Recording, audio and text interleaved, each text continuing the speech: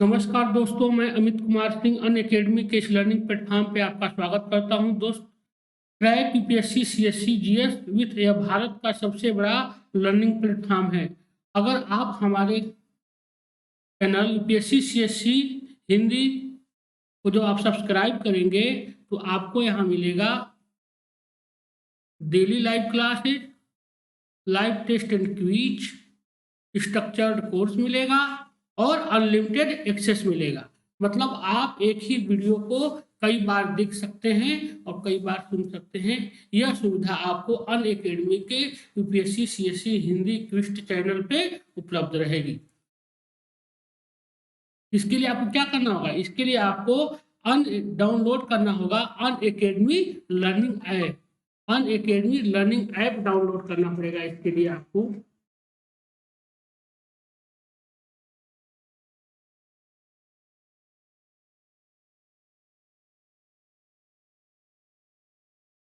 दोस्तों, मैं अपने बारे में बता दूं कि मैं अमित कुमार सिंह दिल्ली विश्वविद्यालय से ग्रेजुएशन और पोस्ट ग्रेजुएशन किया हूं तथा विगत 5 वर्षों से दिल्ली और इलाहाबाद के विभिन्न कोचिंग संस्थानों से मैं जुड़ा हुआ हूं, जहां मैं स्टैटिक, जीके, हिस्ट्री और करंट अफेयर्स पढ़ाता रहा हूं। मैं यूपीएससी का 2 बार और यूपीपीएससी का मैं 3 बार इंटरव्यू दिया हूं तथा लगातार अन्य स्टेट पीसीएसओ का मैं लगातार मेंस देता रहा हूं। दोस्तों, आज अनअकैडमी का प्लेटफॉर्म एक ऐसा प्लेटफॉर्म है जहां भारत के सभी बेस्ट एजुकेटर जुड़े हुए हैं, चाहे वो किसी भी क्षेत्र से हो, कहीं से भी हो। सभी आज वो अनअकैडमी के इस प्लेटफॉर्म से जुड़े हुए हैं, जहां आप अपने मनपसंद एजुकेटर से अपनी पढ़ाई कर सकते हैं और अपने जीवन को एक सार्थक दिशा आप दे सकते हैं। दोस्तों, यहाँ जो भी सिलेबस है यूपीएससी सीएससी हिंदी चैनल पे जो भी सिलेबस है वो कम्प्रिहेंसिव सिलेबस है। अब हम बता दें आपको, यहाँ पे 2 तरह का कोर्स होता है। यूपीएससी सीएससी जीएस सब्सक्रिप्शन में 2 तरह का कोर्स है। एक है प्लस कोर्स, दूसरा है आइकॉनिक कोर्स। तो प्लस कोर्स का जो सब्सक्रिप्शन रखा गया है, प्लस कोर्स में आपको क्या क्या मिलेगा? देखिए, टेस्ट सीरीज, लाइव क्लासेज मिलेगा, टेस्ट सीरीज मिलेगा, अनलिमिटेड प्रैक्टिस होगी और स्ट्रक्चर्ड शेड्यूल मिलेगा। ये आपको मिलेगा प्लस कोर्स में। इसके लिए जो सब्सक्रिप्शन रखा गया है वो रखा गया है, 1 महीने की जो फीस रखी गई है वो रखी गई है 9,000 रुपये। 3 महीने की जो फीस रखी गई है वो रखी गई है 22,500 रुपये। 6 महीने की जो फीस रखी गई है वो रखा गया है 40,500 रुपये। और 12 महीने का जो सब्सक्रिप्शन रखा गया है वो रखा गया है 49,500 रुपये। और 24 महीने मतलब 2 साल का जो सब्सक्रिप्शन रखा गया है वो रखा गया है 72,000 रुपये। और 36 महीने मतलब 3 साल का जो सब्सक्रिप्शन रखा गया है वो रखा गया है 90,000 रुपये। अगर आप हमारा कोड AKS001 जो हमारा कोड है, अगर आप इसको प्रयोग करते हैं तो आपको 10% का डिस्काउंट मिलेगा और आपको 1 महीने की फीस जो है वो 9,000 की जगह पे आपको 10% छूट के साथ 8100 रुपये देनी होगी। इसी तरह 3 महीने का जो फीस है वो 22,500 की जगह पे 10% डिस्काउंट के साथ 20,250 रुपये। और 6 महीने की जो फीस है वो 40,500 की जगह पे 36,450 रुपये। और 12 महीने का जो सब्सक्रिप्शन रखा गया है वह 49,500 की जगह पे 10% छूट के साथ 44,500 रुपये। और 2 साल 24 महीने का जो सब्सक्रिप्शन रखा गया है वह 72,000 की जगह पे आपको 10% छूट के साथ 64,000 रुपये। और इसी तरह 36 महीने मतलब 3 साल का जो सब्सक्रिप्शन है वो 90,000 की जगह पे आपको 81,000 रुपये देना। दोस्तों, यह बहुत ही अच्छा कोर्स है। प्लस कोर्स यह उनके लिए है जो अभी 2-3 साल से तैयारी कर रहे हैं और अपनी मंजिल से वो काफ़ी दूर हैं। उनके लिए यह बेहतर कोर्स है। सोचिए, आपको लाइव क्लासेज मिलेगा, टेस्ट सीरीज मिलेगा, अनलिमिटेड प्रैक्टिस कराई जाएगी, स्ट्रक्चर्ड शेड्यूल मिलेगा। आपको इतने सारी सुविधा इस अनअकैडमी के प्लेटफॉर्म पे मिलेगी प्लस कोर्स में। और सोचिए कि ये कितनी फायदे वाली चीज़ है। इसलिए दोस्त, आप प्लस कोर्स में एडमिशन लीजिए और आप अपने जीवन को, अपने लक्ष्य को एक सार्थक दिशा दीजिए। हम यही आपसे गुजारिश करते हैं। दूसरा जो कोर्स है वो है आइकॉनिक कोर्स। यूपीसीएससी हिंदी पे जो दूसरा कोर्स है वो है आइकॉनिक कोर्स।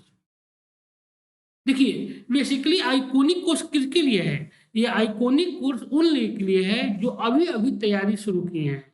जो अभी-अभी तैयारी शुरू किए हैं या ग्रेजुएशन पास किए हैं या तैयारी करने के बारे में सोच रहे हैं, उनके लिए है आइकॉनिक कोर्स।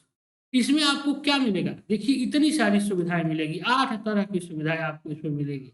इसमें मिलेगा आपको लाइव क्लासेज होगा, test series, unlimited practice, structured schedule, personal coach, daily mains Q&A practice, study planner और पर्सनलाइज्ड फीडबैक आपको दिया जाएगा। सोचिए कि इतनी सारी सुविधा आपको मिलेगी आइकॉनिक पे। मतलब यह समझ लीजिए कि यह उनके लिए है जो अभी-अभी तैयारी शुरू किए हैं या तैयारी करने के बारे में सोच रहे हैं। उनके लिए बहुत ही बेहतर प्लान है। कल हम वीडियो देख रहे थे अपना, उसमें कुछ लोग पूछ रहे थे आइकॉनिक के बारे में। आइकॉनिक उन्हीं के लिए है जो अभी-अभी बिल्कुल तैयारी शुरू किए हैं, उनके लिए बहुत ही बेस्ट कोर्स है। आप लोग इसीलिए आप हमारे कोड AKS001 जो हमारा कोड है, इसको प्रयोग करते हुए आप लोग एडमिशन ज़रूर लीजिए। देखिए, इसमें जो सब्सक्रिप्शन रखा गया है इकोनिक में, वो रखा गया है 12 महीने का जो सब्सक्रिप्शन रखा गया है 69,500 रुपए। 24 महीने का जो सब्सक्रिप्शन रखा गया है, वो रखा गया है 1,60,000 रुपए और 36 महीने मतलब 3 साल का जो सब्सक्रिप्शन रखा गया है, वो रखा गया है 1,41,000। अगर आप हमारा कोड AKS001 जो हमारा कोड है, अगर आप उसको प्रयोग करते हैं तो आपको 10% का डिस्काउंट मिलेगा और आपको 12 महीने की जो फीस है वह आपको पड़ेगा 69,500 की जगह पे 10% डिस्काउंट के साथ 62,550 रुपए। उसी तरह 24 महीने का जो फीस है वह भी 10% डिस्काउंट के साथ आपको पड़ेगा 96,300 रुपए और 36 महीने की जो फीस 1,41,000 है, अगर आप हमारा कोड AKS001 का प्रयोग करते हैं, तो आपको 10% की छूट मिलेगी और यह आपको पड़ेगा 1,26,900। दोस्तों, यह कोरोना काल ने हम देख रहे हैं कि जिस तरह सरकारी नौकरियों का क्रेज बढ़ा दिया है, उसको देखते हुए हम कह सकते हैं कि यह बहुत ही नॉमिनल फीस है। अब इससे कम फीस पे कोई भी संस्थान आपको इससे बेहतर सेवा नहीं दे सकती। इसलिए दोस्त, भैया वो लोग तो ज़रूर ही जुड़ें जो अभी-अभी तैयारी शुरू की है। सबसे बड़ी बेनिफिट ये है कि आप कहीं से भी अपने घर से, अपने गाँव से, कहीं से भी रह के आप एक बेहतर तैयारी कर सकते हैं और आप अपने जीवन को एक सार्थक दिशा आप दे सकते हैं। जो यूपीएससी सीएफसी जो सब्सक्रिप्शन रखा गया है, ये तो प्लस कोर्स आइकॉनिक कोर्स था। एक यूपीएससी सीएससी सब्सक्रिप्शन जो रखा गया है, वो रखा गया है 1 महीने की जो फीस है वो है 5,000। 6 महीने का जो फीस रखा गया है, वो रखा गया है 22,500 रुपए। 12 महीने की मतलब 1 साल का जो फीस रखा गया है, वो रखा गया है 27,500 रुपए और 24 महीने का जो फीस रखा गया है, वो रखा गया है 40,000 रुपए और 36 महीने 3 साल की जो फीस रखी गई है, वो रखा गया है 50। अगर आप हमारा कोड जो AKS001 हमारा कोड है, अगर आप इसको प्रयोग करते हैं, तो आपको 10% का क्या मिलेगा? डिस्काउंट मिलेगा और आपको 1 महीने की जो फीस है, वो 5,000 की जगह 4,500 रुपए देनी पड़ेगी। 6 महीने की जो फीस है, वो 22,500 की जगह पर 10% छूट के साथ 20,250 रुपए देनी होगी और 12 महीने का सब्सक्रिप्शन जो 27,500 है, वो आपको देना होगा 24,750 रुपए। उसी तरह 24 महीने का जो सब्सक्रिप्शन है, वो 36,000 रुपए देना होगा और 36 महीने का जो सब्सक्रिप्शन है, वह देना होगा आपको 10% छूट के साथ 50,000 की जगह पे 45,000। दोस्तों, यह है फीस का प्लान। इस तरह दोस्त, आप हमारा कोड AKS001 जो हमारा कोड है, इसको प्रयोग कीजिए और आप ज़रूर एडमिशन लीजिए, यही हमारी आपसे गुज़ारिश है।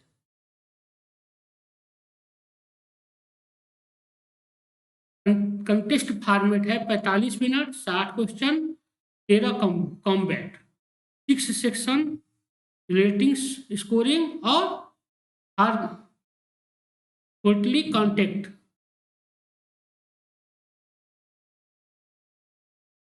अब हम दोस्तों चलते हैं विषय वस्तु पे। विषय वस्तु पे चलते हैं। आज हम पढ़ेंगे संसद, आज हम पढ़ेंगे पार्लियामेंट।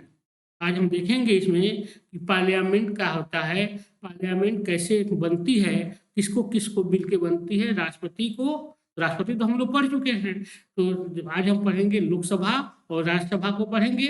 अब इसी के साथ हम आज शुरू करते हैं संसद, पार्लियामेंट।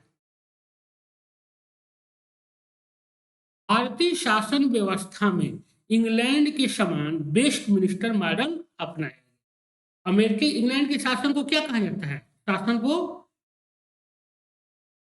इंग्लैंड की शासन व्यवस्था को वेस्ट मिनिस्टर प्रणाली कही जाती है। उसी को क्या कहा जाता है, भारत में लोकतंत्र प्रणाली कही जाती है। संघीय शासन जो है भारत में वही है, उसी को वेस्ट मिनिस्टर प्रणाली कही जाती है। कहाँ पे, ब्रिटेन में। वेस्ट मिनिस्टर लंदन का वह स्थान है, वेस्ट मिनिस्टर लंदन का वह स्थान है जहां इंग्लैंड की संसद स्थित है। इसलिए वेस्ट मिनिस्टर मॉडल का अर्थ होता है संसदीय सरकार। मतलब भारत में क्या हो गया है, भारत में संसदीय प्रणाली अपनाया गया है, उसी को क्या कहा जाता है, वेस्ट मिनिस्टर प्रणाली कहा जाता है। इसलिए कि इंग्लैंड में जो संसद है वह कहाँ है, वेस्ट मिनिस्टर में है। और क्योंकि इंग्लैंड को ही संसदीय परंपरा का जनक माना जाता है, मदर ऑफ क्या कहा, पार्लियामेंट्री सिस्टम कहा जाता है, संसदीय व्यवस्था का जनक कहा जाता है, इसीलिए उसको वेस्ट मिनिस्टर प्रणाली भी या मॉडल कहा जाता है। स्वतंत्रता से पूर्व भारत शासन अधिनियम 1935 से भारत में एक अखिल भारतीय संघ और केंद्रीय स्तर पर द्विसदनीय विधानसभा की स्थापना की गई थी। स्वतंत्रता अधिनियम जो 1935 में आया था, स्वतंत्रता से पूर्व भारत शासन अधिनियम 1935।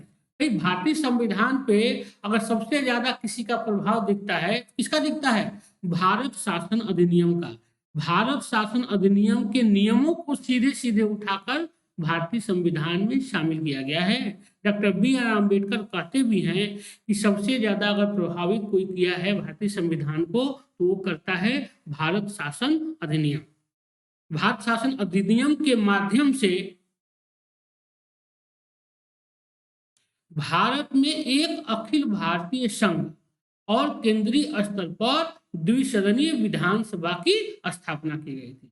स्वतंत्रता के बाद हमारे संविधान निर्माताओं ने भी इसी व्यवस्था का क्या किया, अनुसरण किया। हम देखते हैं कि 1935 के अधिनियम के तहत भारत में क्या किया गया, ब्रिटिश शासन के दौरान, ब्रिटिश शासन के दौरान द्विसदनीय विधानमंडल की स्थापना की गई थी। आपको याद होगा कि इसी का चुनाव लड़ने के लिए स्वराज पार्टी का भी गठन किया गया था। अब बाद में हम देखते हैं 1935 के अधिनियम के ही तहत क्या किया गया था, केंद्र में द्वैध प्रणाली का शासन स्थापित किया गया और उसमें भी क्या किया गया था, द्विसदनीय विधानमंडल की स्थापना की गई।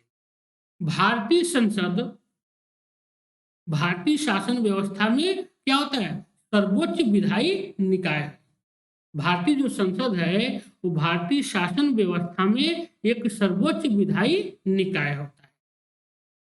संविधान की भाग 5, संविधान का भाग 5 जो है, संविधान के भाग 5 अनुच्छेद 79 से लेकर और अनुच्छेद 122 तक, अनुच्छेद संविधान के भाग 5 में अनुच्छेद 79 से लेकर और अनुच्छेद 122 तक संसद के गठन, संरचना, कार्यकाल, संबंधित अधिकारियों, विभिन्न प्रक्रियाओं, संसद को प्राप्त विशेषाधिकारों और शक्तियों का उल्लेख किया गया। कहने का मतलब क्या हुआ, भारतीय संविधान के भाग 5 में क्या है, संघ राज्य क्षेत्र है ना, भाग 5 संविधान का भाग 5 है संघ राज्य।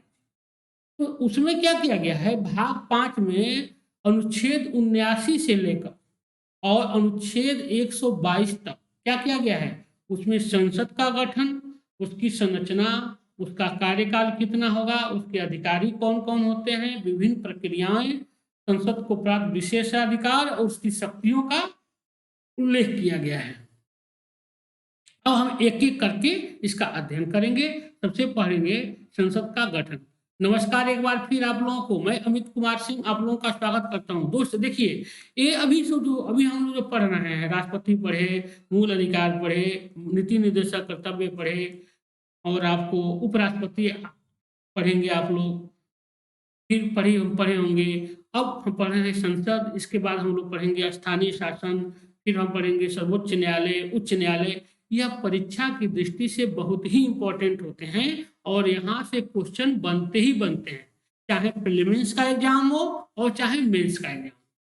वहां से अब मान लीजिए क्वेश्चन मेंस में ही बनाना हो तो बता पूछ देगा कि संसद के गठन की प्रक्रिया को बारे में समझाइए, या लोकसभा के भाई अलग अलग लोकसभा और राज्यसभा हम लोग पढ़ेंगे, तो लोकसभा के गठन के संबंधी प्रक्रिया को समझाइए, या राज्यसभा के गठन की प्रक्रिया को समझाइए, या लोकसभा और राज्यसभा की शक्तियों की तुलना कीजिए, या क्या पूछ देगा, संसद में प्रधानमंत्री पूछ सकता है, मंत्रिपरिषद पूछ सकता है। ये क्वेश्चन इस तरह से बनते ही बनते हैं, इसलिए इसमें बिल्कुल भागने की जरूरत नहीं है और इसको ठीक से पढ़ने की जरूरत है।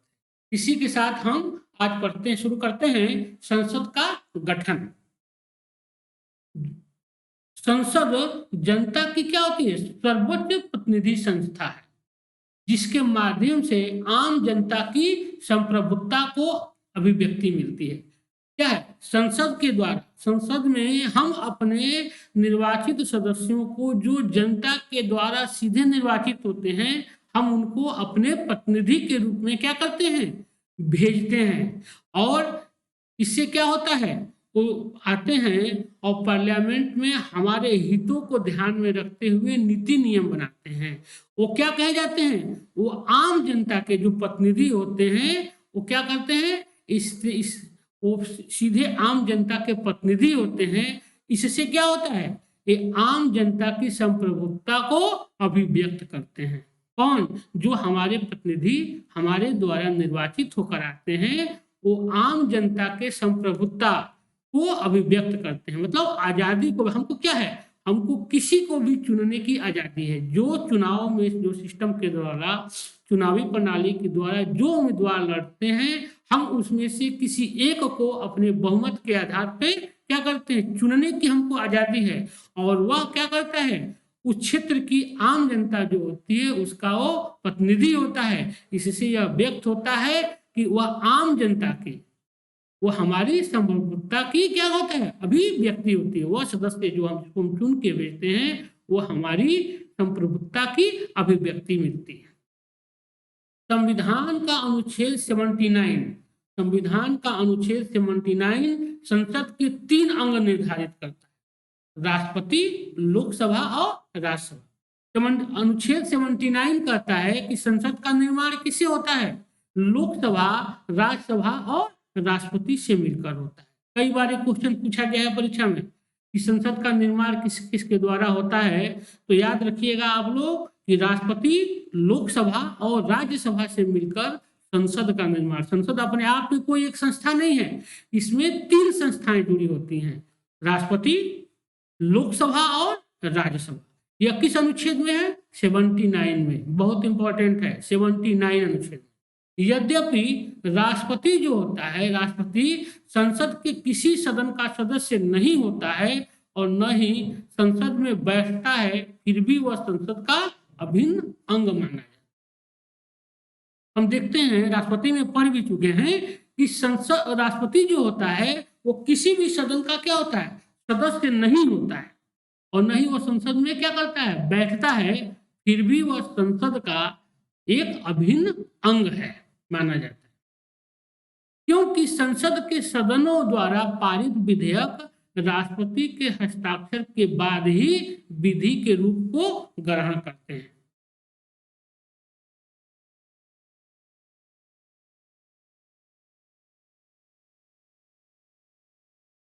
क्योंकि भाई संसद को अंग क्यों राष्ट्रपति को माना जाता है, संसद का अंग राष्ट्रपति को इसीलिए माना जाता है कि जो भी विधायी कार्य होते हैं, जो भी विधेयक पारित किया जाता है, चाहे भारत में जो भी कार्य होते हैं विधायिका के द्वारा, सब किसके नाम से होते हैं, राष्ट्रपति के नाम से होते हैं। और राष्ट्रपति की जब तक उन सब पे स्वीकृति नहीं मिलती है, वह विधि का रूप धारण नहीं करता है, वह कानून नहीं बन सकता। जैसे मान लीजिए कोई विधेयक है जो लोकसभा और राज्यसभा के द्वारा पारित कर दिया गया है और राष्ट्रपति का हस्ताक्षर नहीं हुआ है, तब तक क्या है, वह कानून का रूप धारण नहीं करता है। इसीलिए राष्ट्रपति को क्या कहा गया है, संसद का एक अभिन्न अंग माना जाता है, क्योंकि संसद के द्वारा जो भी विधि विधान होता है उसको जब तक राष्ट्रपति की मुहर नहीं लगती है वह कानून का रूप नहीं लेता है। इसके अतिरिक्त संसदीय प्रक्रिया में राष्ट्रपति के कुछ अन्य महत्वपूर्ण कार्य भी हैं। कल हम लोग पढ़ भी लिए हैं, लेकिन एक मोटा मोटी आप लोग देख लीजिए। नवनिर्वाचित लोकसभा के प्रथम सत्र के प्रारंभ और तथा प्रत्येक वर्ष के प्रथम सत्र के प्रारंभ पर राष्ट्रपति संयुक्त रूप से दोनों सदनों को संबोधित करता है।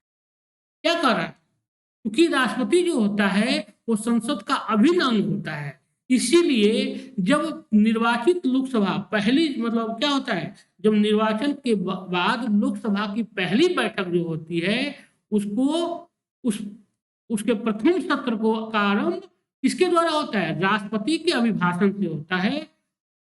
और जब प्रथम सत्र के प्रारंभ पर राष्ट्रपति दोनों सदनों को क्या करते हैं, लोकसभा को और राज्यसभा को संबोधित करते हैं। प्रथम जो निर्वाचित लोकसभा होती है उसके प्रथम सत्र को निर्वाचित करते हैं, संबोधन करते हैं। उसके साथ ही साथ प्रत्येक वर्ष मतलब 5 साल की जो सरकार होती है उसमें प्रत्येक वर्ष प्रथम सत्र का जो प्रारंभ होता है, प्रथम सत्र का भाई 3 सत्र होता है ना, बजट सत्र होता है, ग्रीष्मकालीन होता है और शीतकालीन होता है। उसमें प्रथम जो सत्र होता है उसके प्रत्येक साल के प्रथम सत्र को वह लोकसभा और राज्यसभा की संयुक्त बैठक जो होती है उसको भी संबोधन कौन करता है, राष्ट्रपति करता है। राष्ट्रपति दोनों सदनों को सत्र को क्या करते हैं, आहूत करते हैं। राष्ट्रपति आहूत मतलब बुलाना, भाई सत्र बुलाना है कि नहीं बुलाना है यह राष्ट्रपति के हस्ताक्षर से ही होता है, यह राष्ट्रपति के हस्ताक्षर से ही होता है। राष्ट्रपति दोनों सदनों को आहूत करते हैं एवं सत्रावसान। भाई सत्र बुलाना और सत्र का अवसान करना ये दोनों किसके पास है, राष्ट्रपति के पास। राष्ट्रपति लोकसभा को विघटित कर सकते हैं। किस आधार पर कर सकते हैं, अगर राष्ट्रपति को यह लगता है कि जो वर्तमान सरकार चल रही है उसने अपना विश्वास खो दिया है तो वह क्या कर सकते हैं, लोकसभा को विघटित कर सकते हैं।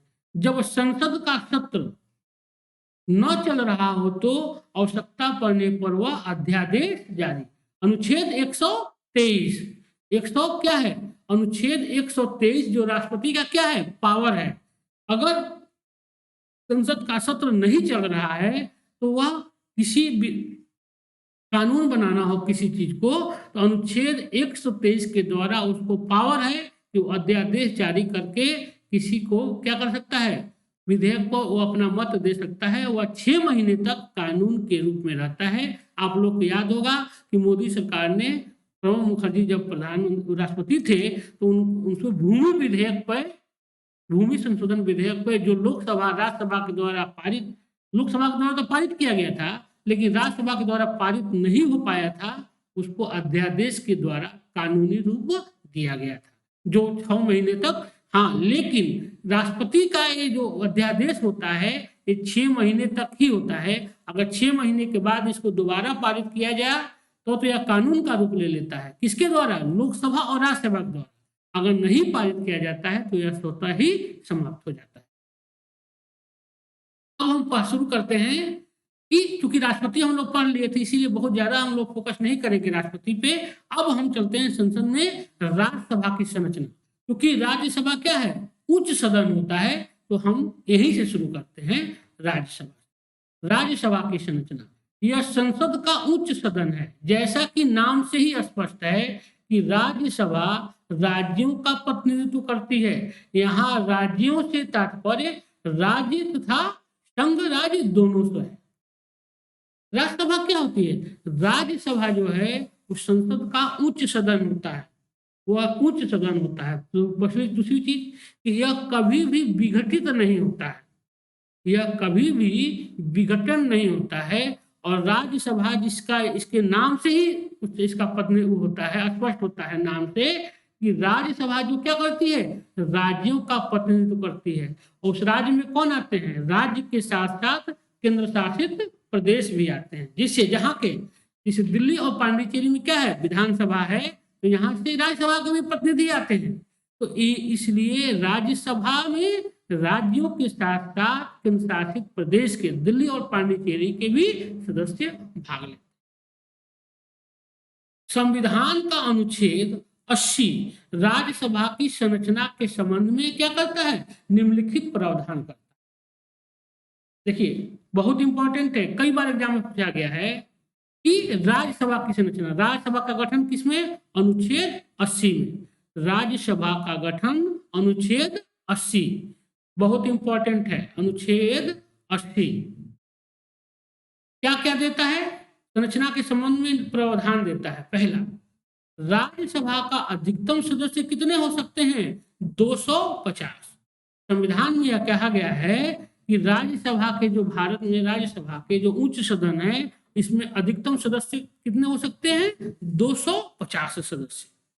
इनमें से 200 जो 50 सदस्य होंगे, उनमें से 238 जो सदस्य होंगे वो राज्यों एवं संघ राज्यों द्वारा क्या किए जाएंगे, निर्वाचित होकर आएंगे। 238 जो सदस्य होते हैं वो संघ राज्यों के द्वारा, और संघ राज्यों मतलब दिल्ली और पांडिचेरी के द्वारा क्या करते हैं, वो निर्वाचित होकर आएंगे। तथा 12 सदस्यों की नियुक्ति प्रधान राष्ट्रपति करेंगे। किससे, कला क्षेत्र और विज्ञान से जुड़े हुए लोग। वही चीज है इसमें, 238 सदस्य जो आएंगे निर्वाचित होकर, इन सदस्यों का निर्वाचन संबंधी राज्य की विधानसभा के निर्वाचित सदस्यों के द्वारा आनुपातिक प्रतिनिधित्व पद्धति के अनुसार एकल संक्रमणीय मत प्रणाली के द्वारा किया जाएगा। क्योंकि राज्यसभा के जो सदस्य चुन के आते हैं स्टेटों से, प्रदेशों से, उनमें कौन भाग लेता है, उनमें जनता के द्वारा जो सीधे निर्वाचित सदस्य हैं, मतलब विधानसभा के सदस्य ही केवल राज्यसभा के चुनाव में क्या करते हैं, भाग लेते हैं। विधानमंडल के सदस्य भाग नहीं लेते। और जो एंग्लो इंडियन जो सदस्य, मनोनीत जो सदस्य होते हैं, वो भी भाग नहीं लेते। सीधे जनता के द्वारा जो निर्वाचित सदस्य हैं वही भाग लेते हैं, किसमें, राज्यसभा के चुनाव में। और यह किसके आधार पे होता है, आनुपातिक प्रतिनिधित्व के आधार पे होता है, आनुपातिक प्रतिनिधित्व के आधार पे होता है, और एकल संक्रमणीय मत प्रणाली के द्वारा होता है। राष्ट्रपति दूसरा क्या है, अनुच्छेद 80 में ही कहा गया है, बहुत इंपॉर्टेंट है। अनुच्छेद 80 में कभी कभी यही पूछ देता है कि राष्ट्रपति के द्वारा कला, विज्ञान, साहित्य के क्षेत्र से जो राज्यसभा में सांसद मनोनीत किए जाते हैं, किस अनुच्छेद में रखा गया है, तो अनुच्छेद 80 के तहत राष्ट्रपति राज्यसभा में 12 ऐसे सदस्यों को मनोनीत करेगा जिन्हें साहित्य, विज्ञान, कला और समाज सेवा के क्षेत्र में विशेष ज्ञान व व्यवहारिक अनुभव। 12 यह सदस्य होते हैं। देखिए ये सदस्य जो हैं राष्ट्रपति के चुनाव में भाग नहीं लेते हैं। मनोनीत जो सदस्य हैं यह राष्ट्रपति के चुनाव में भाग नहीं लेते हैं, लेकिन उपराष्ट्रपति के चुनाव में यह भाग लेते हैं। इसके साथ साथ ही किसी अगर विधेयक को पास कराना हो राज्यसभा में, तो यह 12 विधेयक जो होते हैं, सांसद जो होते हैं, जो कला क्षेत्र आदि क्षेत्रों से चुन के आते हैं, यह बहुत ही महत्वपूर्ण भूमिका निभाते हैं। क्योंकि सत्ताधारी शासन के द्वारा ही लगभग इस सदस्य के रूप में काम करते हैं। आपको याद होगा कि पिछली सरकार में, इसी सरकार जो चल रही है वर्तमान, पिछले कार्यकाल में हेमा मालिनी का चुनाव कला के क्षेत्र से हुआ। दारा सिंह कुछ दिन पहले जो मर गए, उनका भी चुनाव हुआ था। तो कहीं ना कहीं इस टाइप के जो लोग होते हैं, एक भले ही राष्ट्रपति के द्वारा चुने जाते हैं, लेकिन कहीं ना कहीं इसमें क्या होता है, प्रधानमंत्री की मौन सहमति होती ही है, और वह उस पार्टी की, इसीलिए वह क्या करते हैं, विरोध में मत न देकर वह सरकार के पक्ष में मतदान करते हैं। राज्यसभा में तथा राज्यसभा में राज्यों एवं संघ राज्य क्षेत्रों के प्रतिनिधियों के स्थानों के आवंटन चौथी अनुसूची जो है में दिए गए उपबंधों के अनुसार किया जाए। क्या किया गया? राज्यसभा का जो सीट का जो आवंटन किया गया है राज्यों को, किसमें किया गया है? जनसंख्या के आधार पर किया गया है। तो वो इसका वर्णन कहाँ किया गया है? चौथी अनुसूची में। चौथी अनुसूची में जो उपबंध दिए गए हैं उसी के आधार पर राज्यसभा के सीटों का बंटवारा किया। अब हम कुछ प्रीलिमिनरीज के हिसाब से पढ़ लेते हैं कि संसद से संबंधित जो अनुच्छेद हैं जरा उनको हम लोग देख लें। यह किसके लिए है? प्रीलिमिनरीज एग्जाम के लिए। अनुच्छेद 79 79 क्या कहता है? संसद का गठन। ये आप लोग को रिकॉल करा रहा हूं, यह मैं आप लोगों का रिकॉल करा रहा हूं। मैं अमित कुमार सिंह एक बार फिर आप लोगों का स्वागत करता हूं। दोस्त, आप हमारे वीडियो को जरूर लाइक कीजिए और हमारे चैनल PSC हिंदी को सब्सक्राइब कीजिए और हमारे कोड AKS001 जो हमारा कोड है उसे आप जरूर एडमिशन लीजिए, यही हमारी आपसे गुजारिश। चलिए, 79 संसद का गठन, 80 राज्यसभा की संरचना। राज्यसभा का गठन जो होगा अनुच्छेद 80 के तहत राज्यसभा का गठन अनुच्छेद 80, लोकसभा का गठन अनुच्छेद 81, लोकसभा का गठन अनुच्छेद 81। प्रत्येक जनगणना के पश्चात पुनः समायोजन जो किया जाता है जनसंख्या का, वो किसमें किया जाता है? अनुच्छेद 82। संसद के सदनों की जो अवधि का निर्धारण होता है उसमें क्या कि अनुच्छेद 83 के तहत भाई 5 साल का जो अवधि निर्धारित किया गया है सदन का वो 83। संसद की सदस्यता के लिए अहर्ता जो है निर्वाचन के लिए योग्यता वो किसमें कहा गया है? अनुच्छेद 84 में। संसद का सत्रावसान और विघटन जो किया जाता है वो अनुच्छेद 85। राष्ट्रपति द्वारा सदनों को संबोधित करने तथा संदेश देने का अधिकार, क्योंकि हम लोग भी पढ़े थे ना कि राष्ट्रपति क्या करते हैं? दोनों सदनों को प्रत्येक वर्ष पहले सत्र के पहले दिन संबोधन करते हैं और जब नई लोकसभा का गठन होता है उस सत्र को भी वो संबोधित करते हैं। ये किसमें अधिकार है? अनुच्छेद 86 में कहा गया है, अनुच्छेद 86 में।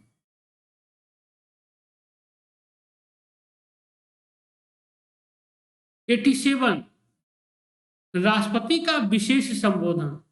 अगर मान लीजिए किसी चीज पे, अब इसे मान लीजिए 15 अगस्त और 26 जनवरी को उनको राष्ट्र को संबोधन करते हैं, अगर उसी तरह अगर संसद का विशेष संबोधन करना है, अभिभाषण देना है तो किसमें रखा गया है? अनुच्छेद 87 में।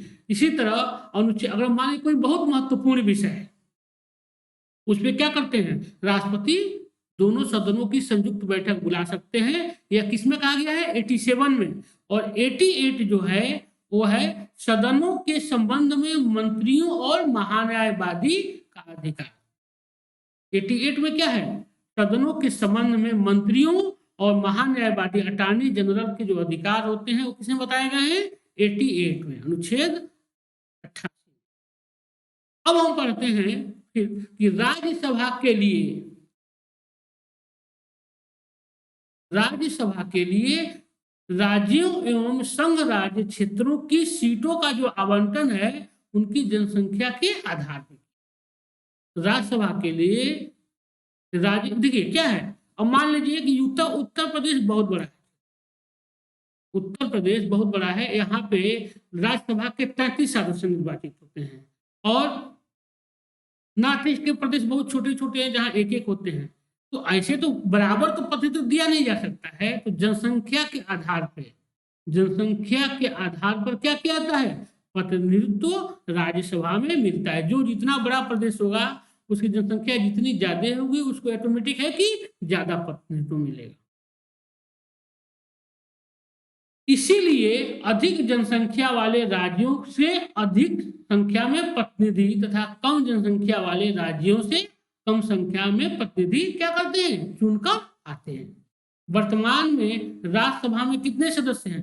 भाई देखिए 250 सीट तो है, लेकिन चुनाव जो होता है वो 245 तक का ही होता है। वो भी 245 में 12 जो सदस्य होते हैं वह क्या किए जाते हैं, राष्ट्रपति के द्वारा मनोनीत किए जाते हैं।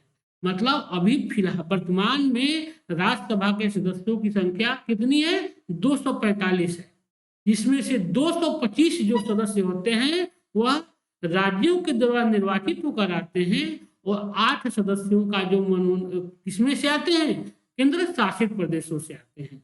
8 जो हैं वो केंद्र शासित प्रदेशों से आते हैं। 245 का निर्वाचन होता है, और 12 जो सदस्य होते हैं वो राष्ट्रपति के द्वारा मनोनीत किए जाते हैं, और 5 सदस्यों के लिए जगह खाली रखा है। इसके लिए जम्मू कश्मीर में माना जाता है कि पाक अधिकृत कश्मीर को भारत अपने पास रखता है, तो जो बाकी जो 5 सदस्य है ये मान के चलता है कि वो उसी के क्षेत्र से जब उसका विलय भारत में होगा तो वहां से आएंगे। मतलब 250 में क्या होता है, 245 वर्तमान में सदस्य हैं, जिसमें से 225 जो सदस्य हैं वह राज्यों के द्वारा आते हैं, 8 सदस्य जो आते हैं केंद्र शासित प्रदेशों के द्वारा निर्वाचित होते हैं, और 12 सदस्यों का मनोनयन राष्ट्रपति के द्वारा किया जाता है। किससे, कला विज्ञान और के क्षेत्र से, और 5 सदस्यों का जगह रिक्त रखा गया है। किसके लिए, कि जब जम्मू कश्मीर का पुनर्गठन होगा, मतलब जो पाक अधिकृत कश्मीर है, अगर वो भी जब भारत में जिस दिन विलय होगा उसमें 5 सदस्य जो हैं उसके होंगे। इसीलिए हम 5 को इसलिए 250 करते हैं इसको। इनमें से 225 सदस्य राज्यों से, 8 सदस्य केंद्र शासित क्षेत्रों से निर्वाचित हैं, तथा 12 सदस्य जो होते हैं वो राष्ट्रपति के द्वारा मनोनीत किए जाते हैं। और राज्यसभा की जो संरचना है उसको देख लेते हैं। राज्यसभा की संरचना,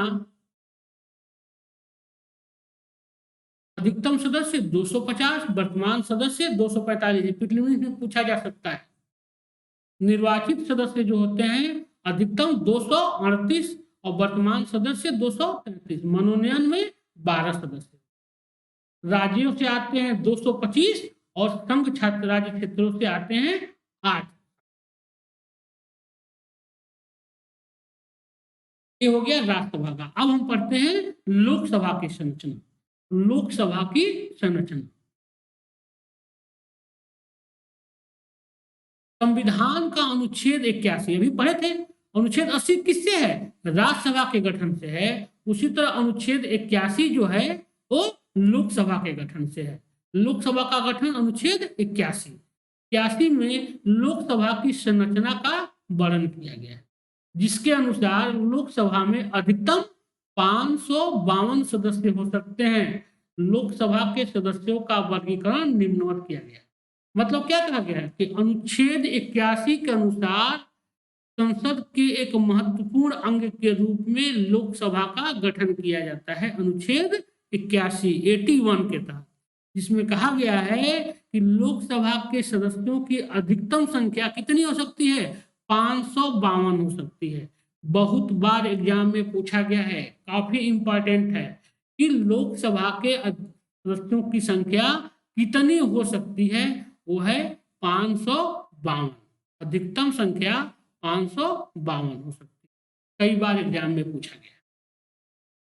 अब हम देखते हैं कि लोकसभा के सदस्यों का जो वर्गीकरण किया जाता है वह किस तरह से किया जाता है। राज्य एवं प्रादेशिक, कैसे वर्गीकरण, जैसे मान लीजिए कि कुछ राज्यों के द्वारा निर्वाचित होकर आते हैं, कुछ केंद्र शासित प्रदेशों के द्वारा आते हैं, और कुछ जिनको कुछ राष्ट्रपति भी मनोनीत करते हैं। किसको, एंग्लो इंडियन सदस्यों को ही हम देखेंगे यहाँ।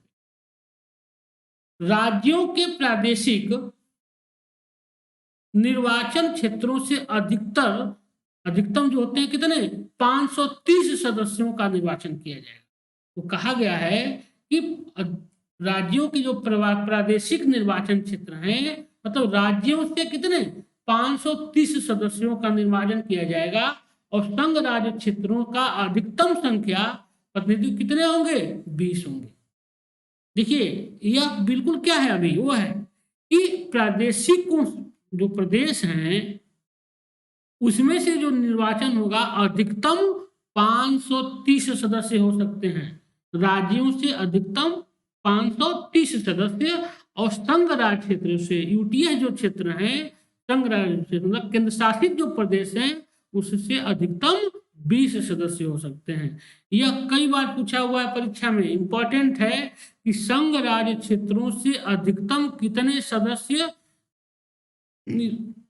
निर्वाचित हो सकते हैं, वो है 20 सदस्य। देखिए अभी कितने हैं, अभी तो 12 ही सदस्य निर्वाचित होते हैं, लेकिन यह कहा गया है कि इसको 20 तक किया जा सकता है, 20 से ज्यादा नहीं किया जा सकता है। संघ राज्य क्षेत्रों के लिए 20 सदस्यों का कोटा निर्धारित किया गया है, लेकिन अभी 20 नहीं होते हैं, अभी तो 12 ही होते हैं। अरे भाई 12 में क्या, क्योंकि अब थोड़ा कुछ बढ़ जाएंगे, इसलिए कि जम्मू कश्मीर को भी शामिल कर दिया गया है केंद्र शासित प्रदेश में, लद्दाख को, तो उनके भी सदस्य बढ़ जाएंगे। लेकिन अभी तक क्या थे, अभी तक 12 ही सदस्यों का निर्वाचन होता था। अनुच्छेद 331 के अनुसार, किसके अनुसार, अनुच्छेद 331 बहुत इंपॉर्टेंट है, कई बार एग्जाम में पूछा गया है। इसके द्वारा क्या है, राष्ट्रपति लोकसभा में एंग्लो इंडियन समुदाय का प्रतिनिधित्व के लिए 2 सदस्यों की नियुक्ति करते हैं।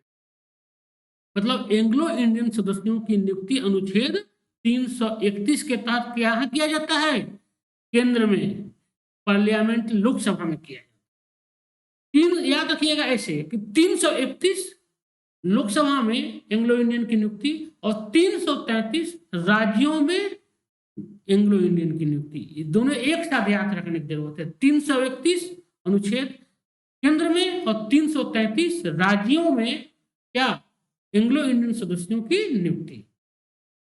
ये फार्मूला मैंने बता दिया, एक साथ इसको आप याद। अनुच्छेद 331 के अनुसार यदि राष्ट्रपति को लोकसभा में आंग्ल भारतीय समुदाय के प्रतिनिधि जो कम प्रतीत होते हों, तो वह 2 आंग्ल भारतीयों को इसमें मनोनीत कर सकते हैं। यह राष्ट्रपति का पावर है। अगर राष्ट्रपति को ये लगता है कि एंग्लो इंडियन जो सदस्य हैं उनको क्या मिला, उचित प्रतिनिधित्व नहीं मिला है लोकसभा में, तो वह 2 सदस्यों की नियुक्ति कर सकते हैं उस समुदाय से। किससे, एंग्लो इंडियन समुदाय से। किसके अनुच्छेद के तहत, अनुच्छेद 331 के तहत कर सकते हैं। इस प्रकार लोकसभा में अधिकतम संख्या 552 सदस्य, जिसमें से क्या होते हैं 550 का निर्वाचन और 2 मनोनीत। 550 में 530 किसके द्वारा, राज्यों के द्वारा, और 20 अधिकतम संख्या किसके द्वारा, केंद्र शासित प्रदेशों के द्वारा, और 2 एंग्लो इंडियन समुदाय के सदस्य होते हैं। मिलाकर कितने होते हैं, 552 जो अधिकतम हो सकते हैं, नहीं वर्तमान में 552 सदस्य हो सकते हैं। अभी तो 545 का ही चुनाव होता है, 545 सदस्यों का ही चुनाव होता है। वर्तमान में यह संख्या कितनी है, 545 है। 545 में से 524 जो हैं वो हैं राज्यों से, और 19 हो गए हैं अब किससे, केंद्र शासित प्रदेश से। क्योंकि जम्मू कश्मीर को, लद्दाख को भी केंद्र शासित प्रदेश में ही जोड़ दिया गया है, तो उसके सदस्यों को मिलाकर 19 हो गए हैं, और 2 एंग्लो इंडियन, मतलब 545 लोकसभा के सदस्यों की संख्या कितनी होती है इसमें वर्तमान में, वर्तमान में 545 है। वर्तमान में, मेरा शब्द सुनिएगा आप लोग कि वर्तमान में मैं कह रहा हूं। प्रत्येक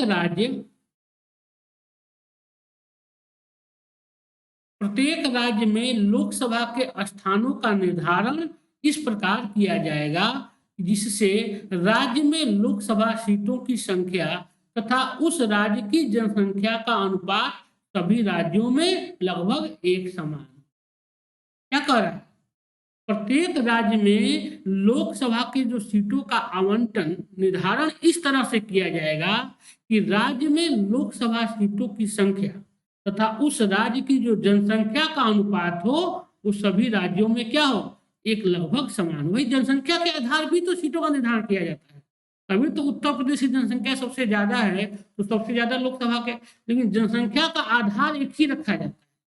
इसीलिए जिसकी जिसकी कम जनसंख्या होती है उसके सदस्य उतने कम होते हैं, और जिनकी जनसंख्या जितनी ज्यादा होती है उसके सदस्य उतने ज्यादा। और संसद सदस्य बनने के लिए क्या अहर्ताएं हैं, योग्यताएं क्या हैं? देखिए, पार्लियामेंट का संसद में ये पूछ सकता है कि संसद के गठन की प्रक्रिया बताइए, इसकी अहर्ताएं बताइए। मेंस में क्वेश्चन पूछा जाता है। संसद सदस्य बनने की अहर्ताएं, संविधान के अनुच्छेद 84 संसद का सदस्य बनने के लिए कुछ अहर्ताएं, योग्यताएं निर्धारित कर। पहला, वह व्यक्ति क्या हो, भारत का नागरिक होना चाहिए। राज्यसभा के लिए कम से कम 30 वर्ष, याद रखिएगा, बहुत बार एग्जाम में पूछा गया है। राज्यसभा के लिए जो उम्र होनी चाहिए वो कम से कम 30 वर्ष, और लोकसभा के लिए कम से कम 25 वर्ष। क्योंकि राज्यसभा क्या है, उच्च सदन है, इसीलिए उसके सदस्यों की उम्र सीमा जो रखी गई है वो कम से कम 30 वर्ष, और लोकसभा के लिए कम से कम 25 वर्ष। इस संदर्भ में संसद द्वारा बनाई गई अन्य अहर्ताओं को वो पूर्ण करता है। मतलब ये तो होनी ही चाहिए कि वो भारत का नागरिक होना चाहिए, राज्यसभा के लिए कम से कम 30 वर्ष उम्र होनी चाहिए, लोकसभा के लिए कम से कम 25 वर्ष होना चाहिए, और इसके बाद भी संसद द्वारा जो बनाई गई अन्य अन्य अहर्ताएं हैं कि वह भारतीय नागरिक होना चाहिए आदि जो है, यह उसको भी वो पूर्ण करता है। संविधान का अनुच्छेद 84, संविधान का अनुच्छेद 84 संसद को यह शक्ति देता है कि वह संसद की सदस्यता धारण करने के लिए संविधान में दी गई अहर्ताओं के अतिरिक्त कुछ अन्य अहर्ताएं भी निर्धारित कर सकती है। क्या कर रहा है, संविधान का जो अनुच्छेद 84 है वह संसद को शक्ति देता है कि संसद सदस्य बनने के लिए जो संविधान में जो अहर्ताएं, योग्यताओं का निश्चित किया गया है, उसके बाद भी वह चाहे तो कुछ उसमें अहर्ताएं को जोड़ सकती है। यह संसद को पावर दिया गया है। संसद की सदस्यता से संबंधित, संसद की सदस्यता से किसी सदस्य के निर्हरित होने के लिए, निर्हरित मतलब निकालने के लिए, संविधान के अनुच्छेद 102 तथा लोकप्रिय प्रतिनिधित्व अधिनियम 1951 में कुछ स्थितियां निर्धारित की गई हैं। क्या की गई हैं? मतलब निर्हरता मतलब समझ रहे हैं ना, संसद की सदस्यता को समाप्त करने के लिए, संसद की सदस्यता को समाप्त करने के लिए क्या क्या तरीके हो सकते हैं, कैसे किए जा सकते हैं, इसी के बारे में हम पढ़ेंगे। संसद की सदस्यता से निर्हरता क्या था, अनुच्छेद 102 के आधार पर। अनुच्छेद 102 में हमने शुरू में ही पढ़े थे क्या, कि लाभ का पद पे वो आसीन नहीं होना चाहिए। अगर संसद का सदस्य जो है वो संसद का सदस्य रहते हुए किसी लाभ के पद पे है, आसीन है, तो उसकी सदस्यता इससे क्या हो जाती है, समाप्त हो जाती है। वही सेम चीज है जिससे राष्ट्रपति और उपराष्ट्रपति के, वो भी लोग क्या है, जनता के द्वारा निर्वाचित होने के बाद लाभ के पद पे नहीं रह सकते हैं, अगर करते हैं तो उनकी सदस्यता समाप्त हो जाती है। वही चीज यहां भी है कि अनुच्छेद 102 कहता है कि अगर संसद सदस्य रहते हुए किसी अन्य लाभ के पद पे रहते हैं तो उनकी सदस्यता क्या होगी, अनुच्छेद 102 के अनुसार आधार पे समाप्त कर दिया जाएगा। ठीक है। दूसरा है कि 10वीं अनुसूची जो है इस पे संबंधित है, अनुच्छेद 52 संविधान संशोधन 52, वो है दल बदल से। अगर कोई, अब क्या किया गया है इसमें, अब चेंजिंग कर दिया गया है कि दल बदल के आधार पे अगर 2/3 मेजोरिटी के साथ कोई पार्टी के सदस्य पाला नहीं बदलते हैं तो उसमें क्या होगा, उनकी सदस्यता खत्म हो जाएगी, समाप्त माना जाएगा 10वीं अनुसूची के दल बदल के आधार। तीसरा है लोक प्रतिनिधित्व अधिनियम 1951 के आधार पे जो अधिनियम बनाए गए हैं उसके आधार पर भी सदस्यता समाप्त हो सकती है। और तीसरा चौथा है कि अगर स्थान रिक्त होने के आधार पे भी निर्हरता, मतलब संसद की सदस्यता से निर्हरता किया जा सकता है। अब हम एक एक को यहाँ पे पढ़ेंगे। पहले पढ़ेंगे अनुच्छेद 102 के आधार पे कैसे निर्हरता किया जाता है संसद सदस्यों का। ऐसा व्यक्ति जो संघ या राज्य सरकार के अधीन कोई लाभ का पद धारण करता हो वह संसद की सदस्यता के लिए अयोग्य माना जाएगा। अभी बताए 102 क्या है। 102 के तहत अगर संसद सदस्य क्या है किसी दूसरे जो जो क्या है लाभ के पद पे आसीन है तो उसका सदस्यता क्या हो जाएगा, इससे समाप्त माना जाएगा। परंतु परंतु इस संदर्भ में संसद को यह शक्ति प्राप्त है कि वह घोषित कर सकती है कि किसी पद को धारण करने वाला व्यक्ति अयोग्य नहीं होगा। क्योंकि अभी हम लोग पढ़ रहे थे पीछे, तो यह क्या था, यह संविधान में नहीं दिया गया है, यह संसद के ऊपर छोड़ा गया है। संविधान में ऐसा कोई भी विधान नहीं किया गया है उसको हटाने के लिए, यह संसद के ऊपर छोड़ा गया। वही यह कह रहा है कि संसद को यह शक्ति प्राप्त प्रदान किया गया है कि वह घोषित कर सकती है कि किसी पद को धारण करने वाला व्यक्ति इससे क्या होगा, अयोग्य नहीं माना जाएगा। मतलब क्या, वह लाभ का पद त्याग देगा तो उसकी जो क्या है सदस्यता है वो बची रहेगी। यह संसद के ऊपर निर्भर करता है। दूसरा, यदि व्यक्ति विकृत है, मतलब क्या है, पागल है, विकृत वित्त है, तो किसी सक्षम न्यायालय ने ऐसी घोषणा की है। अगर मान लीजिए न्यायालय कहता है कि जो व्यक्ति जो है संसद का सदस्य जो है वो विक्षिप्त है, तो क्या हो जाएगा, विकृत व्यक्तित्व का है तो उसकी सदस्यता उस आधार पे समाप्त हो सकती है। तीसरा है कि वह दिवालिया हो। दिवालिया मतलब क्या है, बैंक के द्वारा करप्ट घोषित कर दिया गया। बैंक के जिससे अभी किसको किया गया, इसी आधार पे, इसी आधार पे, इस आधार पे और क्या करते हैं, संसद में अनुपस्थिति के आधार पे विजय माल्या का सदस्यता रद्द कर दिया गया। विजय माल्या का सदस्यता इसे रद्द कर दिया गया था। किस आधार पे, संसद में अनुपस्थिति के आधार पे, और वो दिवालिया हो गया। पैसे लेके भारत का क्या किया, भाग गया विदेशों में, तो उसको अपने आप को क्या कर लिया, दिवालिया घोषित कर लिया। इस आधार पे भी उसकी सदस्यता समाप्त हो जाती है। चौथा, यदि व्यक्ति भारत का नागरिक नहीं है अथवा उसने किसी विदेशी विदेशी राज्य की नागरिकता स्वीकार कर ली है अथवा वह किसी विदेशी राज्य की प्रति निष्ठा रखता है। कहने का मतलब क्या होगा कि जहां मान लीजिए कोई व्यक्ति निर्वाचित हो गया, वह भारत का नागरिक ही नहीं, मान लीजिए कि मामला आ गया कि वह भारत का नागरिक नहीं है, उसके पास क्या है, विदेशी नागरिकता, तो उसकी सदस्यता इससे क्या हो जाएगी, समाप्त हो जाएगी।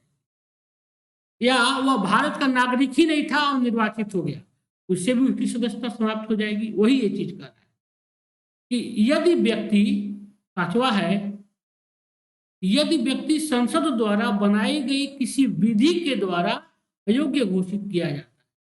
मान लीजिए कि संसद के द्वारा कुछ, भाई अभी कहा गया है, संविधान में कहा गया है कि संसद क्या कर सकती है, अपने सदस्यों के लिए कुछ अहर्ताओं का निर्धारण कर सकती है। अगर उन अहर्ताओं के अनुउल्लंघन करता है विधि जो बनाया गया है संसद के द्वारा, अगर उसका उसमें के तहत अगर सदस्य अयोग्य पाए जाते हैं तो उनकी कार्यकाल जो होता है वो क्या किया जाता है, समाप्त कर दिया जा सकता है, उनको अयोग्य घोषित किया जा सकता है।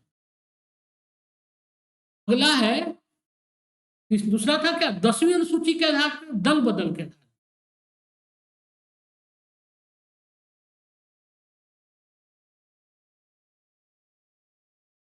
दल बदल के आधार, निर्भरता में पढ़े ना, पहला हो गया अनुच्छेद 102 के आधार पे, दूसरा हो गया दल बदल के आधार पे। इसमें क्या क्या गया है, 52वां संविधान संशोधन 52, बहुत इंपॉर्टेंट है, बहुत बार परीक्षा में पूछा गया है कि 52वां संविधान संशोधन 1985 किससे संबंधित है, वो है दल बदल से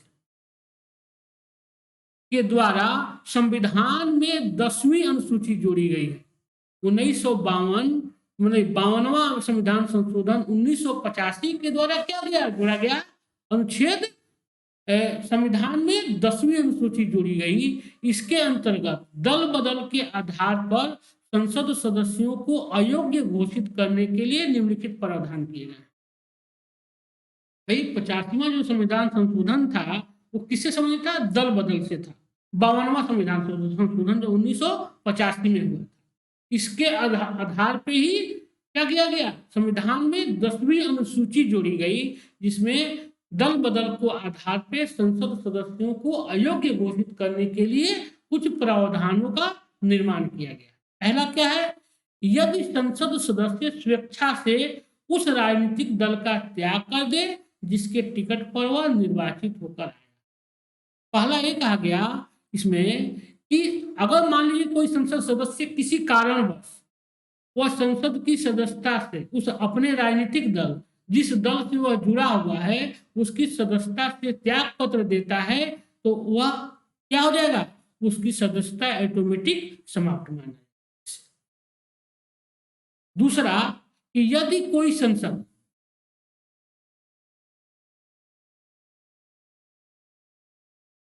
है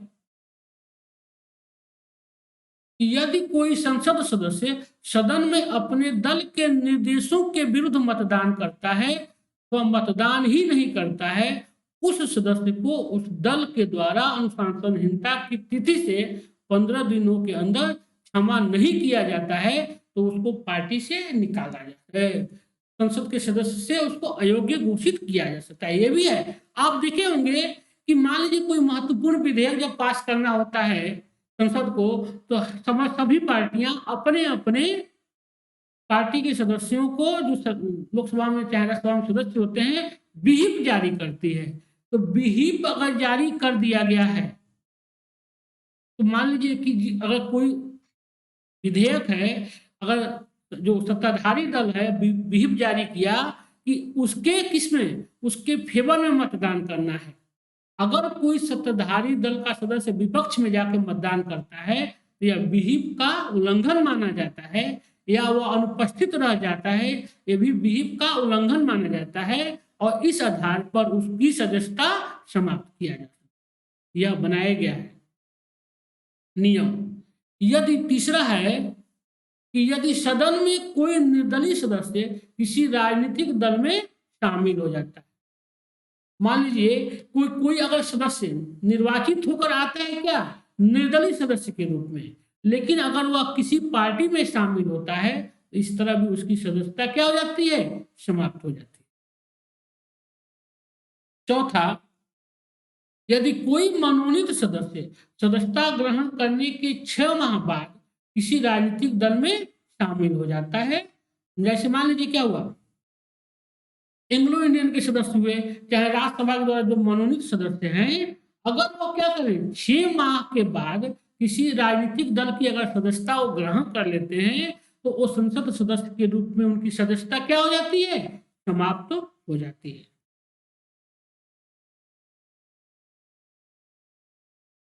अब ये तो लोकसभा, अब राज्यसभा और लोकसभा में कौन कौन अधिकारी होते हैं, सभापति होते हैं, इसके बारे में हम अध्ययन कर लेते हैं।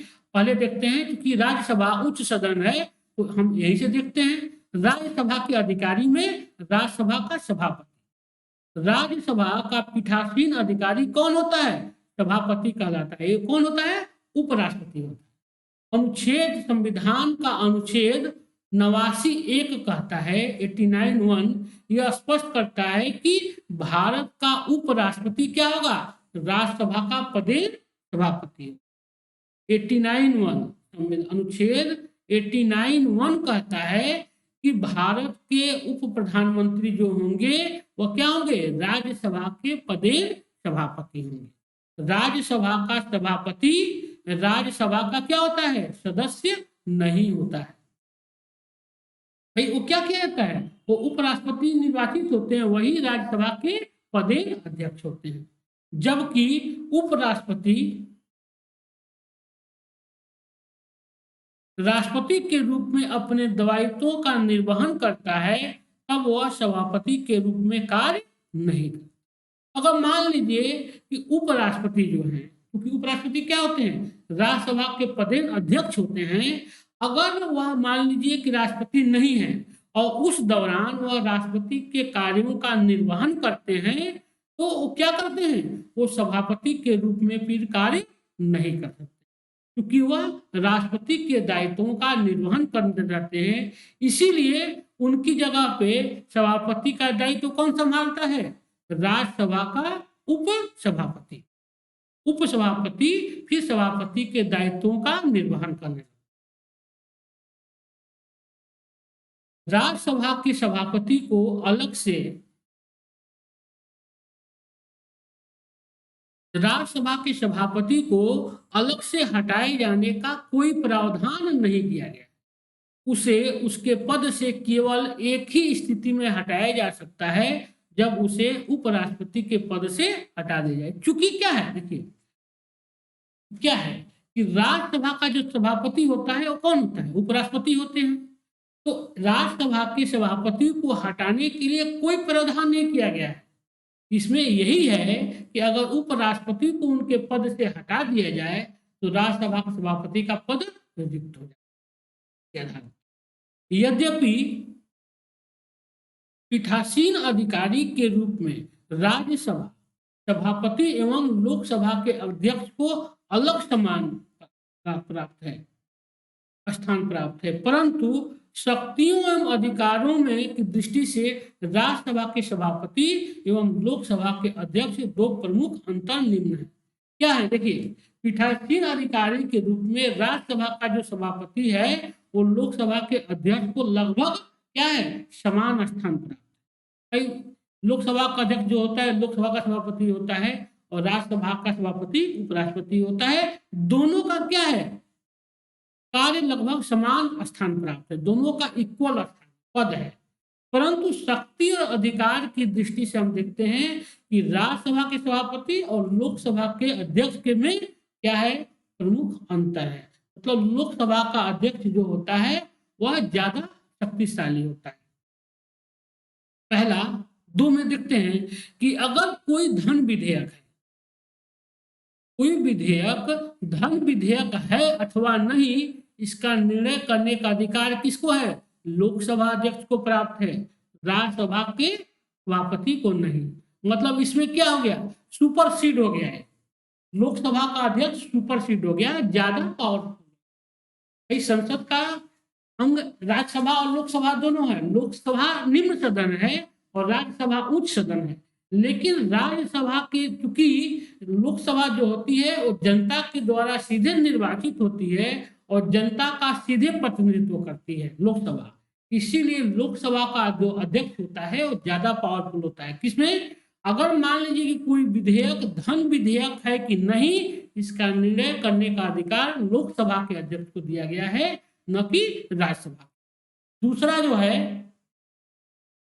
जब भी संसद की संयुक्त बैठक, मान लीजिए कि किसी भी विधेयक पे, किसी चीज पे लोकसभा और राज्यसभा की अगर संयुक्त बैठक हो रही है तो उसका जो अध्यक्षता जो होगा वो राज्यसभा का उपसभापति नहीं, लोकसभा का अध्यक्ष। ये भी कई बार एग्जाम में पूछा गया है, यह भी कई बार एग्जाम में पूछा गया है।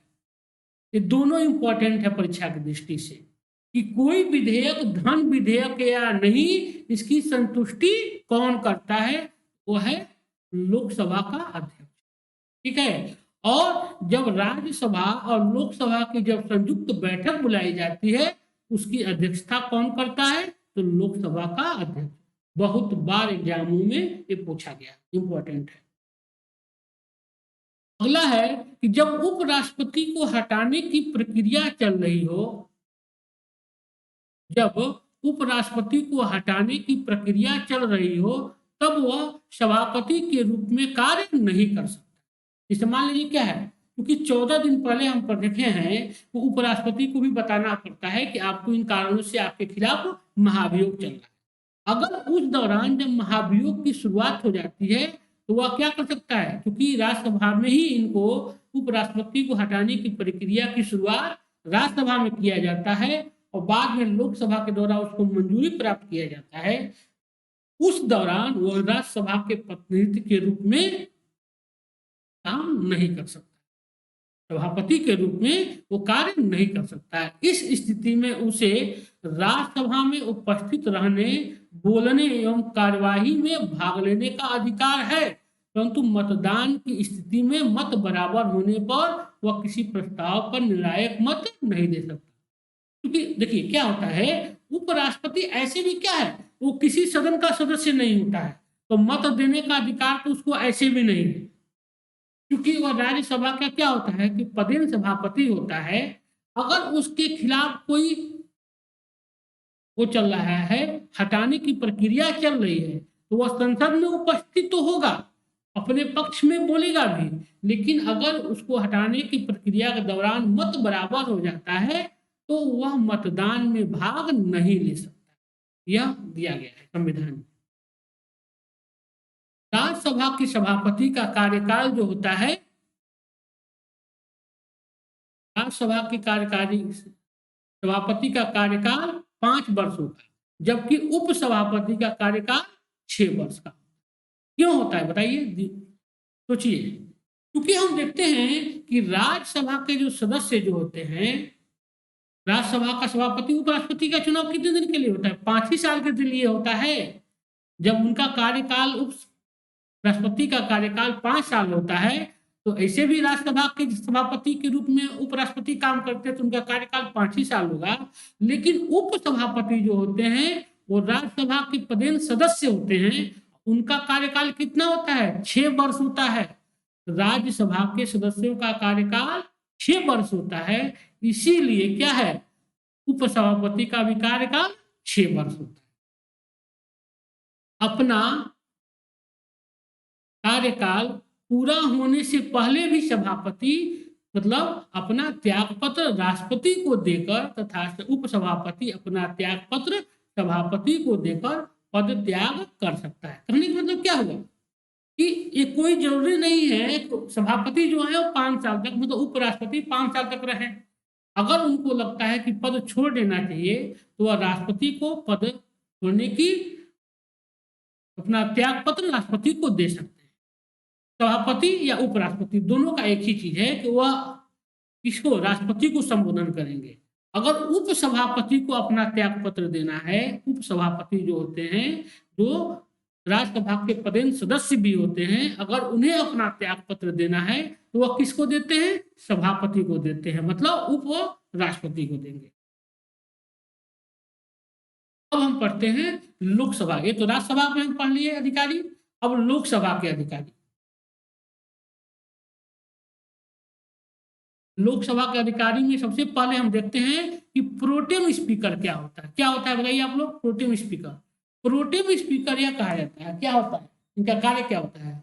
जब नई संसद का गठन किया जाता है, जब चुनाव के बाद नई संसद का गठन किया जाता है तो लोकसभा के जो निर्वाचित सदस्य चुन के आते हैं उसमें से वरिष्ठतम जो सदस्य होता है उसको बाकी सदस्यों के शपथ दिलाने के लिए नियुक्त किया जाता है। उसी को क्या कहा जाता है, प्रोटेम स्पीकर कहा जाता है। जैसे अभी जो वर्तमान सरकार है उसमें प्रोटेम स्पीकर किसको बनाया गया था, कमलनाथ को। कमलनाथ को प्रोटेम स्पीकर बनाया गया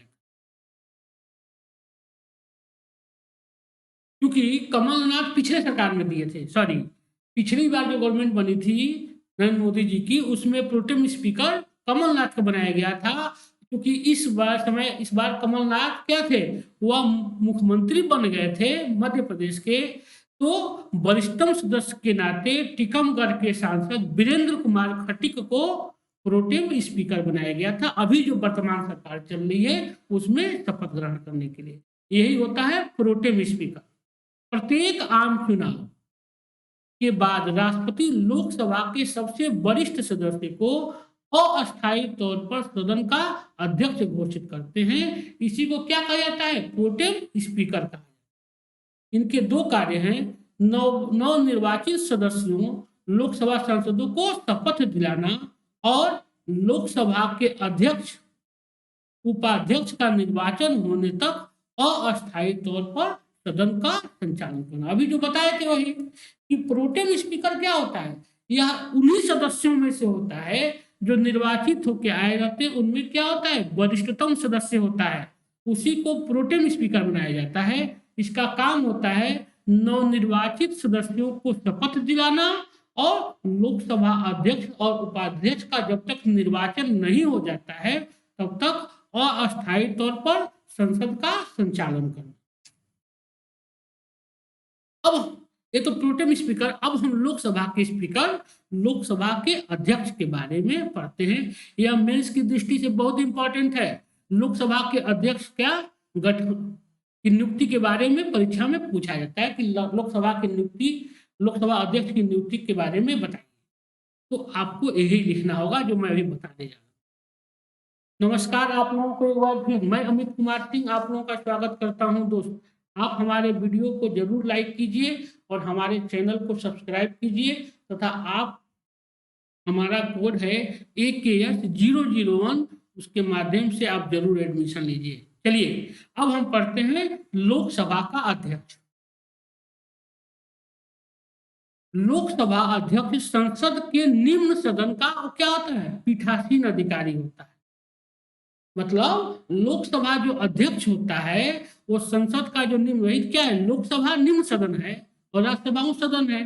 तो लोकसभा का जो निम्न सदन है इसका क्या होता है? पीठासीन अधिकारी होता है, अध्यक्ष होता है। आम चुनाव के बाद संसद की पहली बैठक में सदन के सदस्यों के द्वारा अपने में से किसी सदस्य को अध्यक्ष और उपाध्यक्ष निर्वाचित किया जाता है। भाई आम चुनाव के बाद सदन की जो पहली बैठक में सदन के जो सदस्य होते हैं उन्हीं में से, अपने में से किसी सदस्य को क्या चुनते हैं? अपना अध्यक्ष, जिसको लोकसभा का अध्यक्ष कहा जाता है, और उपाध्यक्ष का निर्वाचन करते हैं। लोकसभा का अध्यक्ष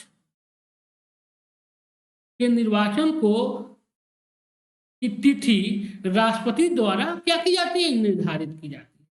क्योंकि क्या है भाई, राष्ट्रपति पहली बैठक तो राष्ट्रपति ही बुलाते हैं ना। जब निर्वाचित लोकसभा आती है तो उसकी पहली बैठक को संबोधन राष्ट्रपति करते हैं और लोकसभा के अध्यक्ष के चुनाव की तिथि की घोषणा भी राष्ट्रपति के द्वारा ही की जाती है। इसके अतिरिक्त जब भी अध्यक्ष का पद रिक्त होता है तब पुनः सदन के सदस्य नए अध्यक्ष का चुनाव करते हैं। जैसे मान लीजिए कि किसी कारणवश अध्यक्ष का पद रिक्त हो गया, वो इस्तीफा दे दिए या तो उनकी मृत्यु हो गई, तो फिर यह संसद लोकसभा का यह काम है कि वह अपने में से फिर अपने अध्यक्ष का वो चुनाव करते हैं। और लोकसभा का अध्यक्ष का कार्यकाल एवं पद रिक्त के संबंध में जो विधायक दी गई है उसके बारे में सामान्यतः लोकसभा अध्यक्ष का कार्यकाल निर्वाचन की तिथि से अगले आम चुनाव के बाद नई लोकसभा की प्रथम बैठक के पहले तक होता है। कहने मतलब क्या होगा कि लोकसभा का अध्यक्ष का जो कार्यकाल होता है, जिस दिन उसको निर्वाचित किया जाता है उस दिन से लेकर और लोकसभा का जब गठन हो जाता है अगले लोकसभा का, और उसकी जब तक पहले बैठक के पहले तक, चूंकि क्यों पहले बैठक में जो लोकसभा की पहली बैठक होती है उसकी अध्यक्षता कौन करता है? प्रोटेम स्पीकर करता है। उसके पहले तक यह कार्य करता है अपने पद। कब तक? पहली बैठक के होने के पहले तक। अर्थात जिस लोकसभा में अध्यक्ष का निर्वाचन होता है उसके कार्यकाल 5 वर्ष के पूरा होने के बाद अथवा उसके पूर्व ही लोकसभा भंग होने पर भी लोकसभा का अध्यक्ष जो होता है अपने पद पर बना रहता है। देखिए, लोकसभा का अध्यक्ष भले ही वो सदस्य किसका होता है? लोकसभा का होता है, लेकिन उसका निर्वाचन भी लोकसभा के सदस्य के रूप में ही होता है। लेकिन अगर किसी कारणवश सरकार मान लीजिए कि भंग हो जाती है, राष्ट्रपति शासन लग जाता है, उस दौरान भी क्या होता है? लोकसभा अध्यक्ष अपने पद पे विराजमान रहता है। कब तक? अगली लोकसभा के गठन होने तक। उपरोक्त स्थिति के अतिरिक्त उपर्युक्त स्थिति के अतिरिक्त निम्नलिखित परिस्थितियों में भी लोकसभा अध्यक्ष को पद त्याग करना पड़ता है। इस स्थिति में यदि वह लोकसभा का सदस्य नहीं रहता। मान लीजिए कि अगर वह लोकसभा का अध्यक्ष सदस्य ही नहीं रहा तो ऐसे भी उसकी सदस्यता नहीं रहेगी, उसको लोकसभा के अध्यक्ष पद से क्या करना पड़ेगा, त्याग पत्र देना पड़ेगा। दूसरा, यदि वह अपना लिखित त्याग पत्र उपाध्यक्ष को सौंप दे। लोकसभा अध्यक्ष भी अपना त्याग पत्र किसको देता है, लोकसभा उपाध्यक्ष को। अगर किसी कारणवश वह अपना त्याग पत्र उपाध्यक्ष को सौंप देता है तो वह अपने पद से हट जाता है। तीसरा, कि यदि लोकसभा द्वारा उसे पद से हटाने से संबंधित संकल्प बहुमत से पारित कर दिया जाता है तो वह पद से हट जाता है। लोकसभा अध्यक्ष को वही सेम चीज है जो राष्ट्रपति और उपराष्ट्रपति में है कि लोकसभा के अध्यक्ष को भी अगर पद से हटाना हो तो उसकी जानकारी उसे 14 दिन पहले देनी अनिवार्य है। सेम यही चीज किसमें था, राष्ट्रपति के भी चुनाव में था कि अगर राष्ट्रपति के खिलाफ महाभियोग लाना है उसकी जानकारी उसे 14 दिन पहले दी जाती थी। उसी तरह उपराष्ट्रपति के खिलाफ भी महाभियोग लाने से 14 दिन पहले उसे उसकी जानकारी देनी अनिवार्य है। वही सेम चीज इसके लिए भी है, लोकसभा अध्यक्ष के लिए भी, कि अगर इसके भी खिलाफ महाभियोग लाया जाता है तो उसकी जानकारी उसे 14 दिन पहले देना आवश्यक है।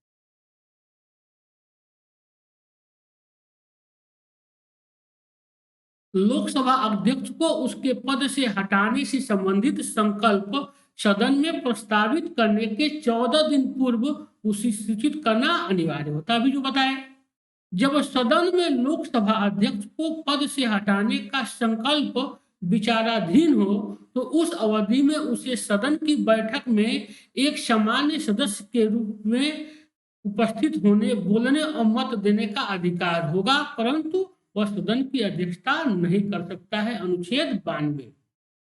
देखिए क्या कह रहा है, अनुच्छेद 92 कहता है, अनुच्छेद 92, कि अगर अध्यक्ष को हटाने की प्रक्रिया चल रही है संसद में, अगर लोकसभा के अध्यक्ष को हटाने की प्रक्रिया चल रही है संसद में, विचाराधीन है, तो वह क्या कर सकता है, एक सामान्य लोकसभा सदस्य के रूप में वह संसद में उपस्थित रह सकता है, अपने बोल भी सकता है उस मुद्दे पे और मतदान में हिस्सा भी ले सकता है, लेकिन वह सदन की अध्यक्षता नहीं कर सकता है। उस दौरान सदन की अध्यक्षता कौन करेगा, उस दौरान सदन की अध्यक्षता उपाध्यक्ष करता है।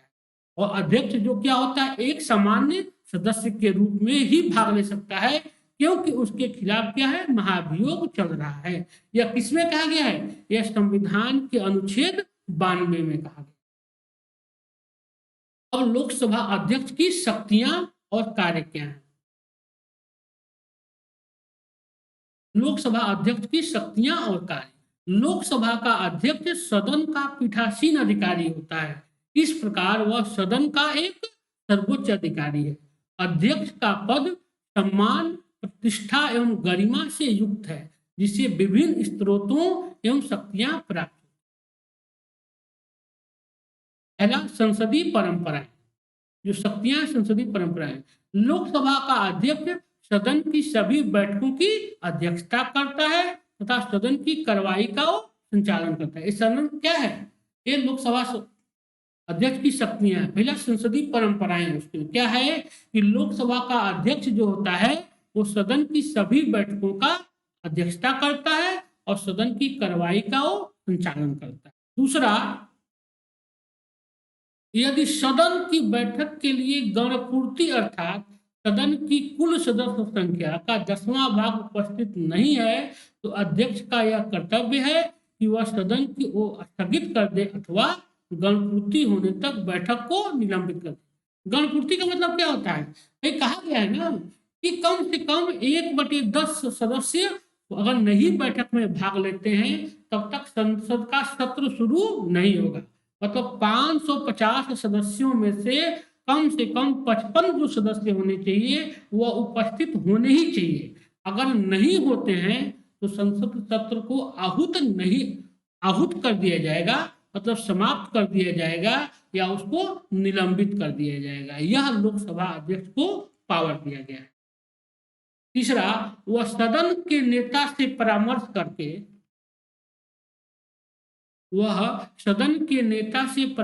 करके सदन में चर्चा हेतु विधेयकों एवं विषयों का निर्धारण करता है। जो सदन का नेता होता है, भाई हर सदन का एक नेता होता है, उस सदन के नेता से वो क्या करता है, विचार परामर्श करके सदन में किन विधेयकों को रखना है, किस पे परिचर्चा करनी है, इसका वो निर्धारण और यदि कोई सदस्य सदन की शांति व्यवस्था भंग करता है अथवा कार्यवाही में बाधा डालता है तो अध्यक्ष उस सदस्य के विरुद्ध अनुशासनात्मक कार्रवाई भी। देखते नहीं है कि बार बार होता है कि सांसदों को निलंबित कर दिया जाता है। यह पावर भी किसको दिया गया है, यह दिया गया है लोकसभा के अध्यक्ष को। लोकसभा के सदस्य जो हैं, अगर मान लीजिए कोई महत्वपूर्ण विधेयक, कोई परिचर्चा हो रही है, अगर संसद की कार्रवाई में वो बार बार बाधा डालते हैं, उनको निलंबित करने के जो उनको सजा देने का जो अधिकार है वो लोकसभा के अध्यक्ष को दिया गया है।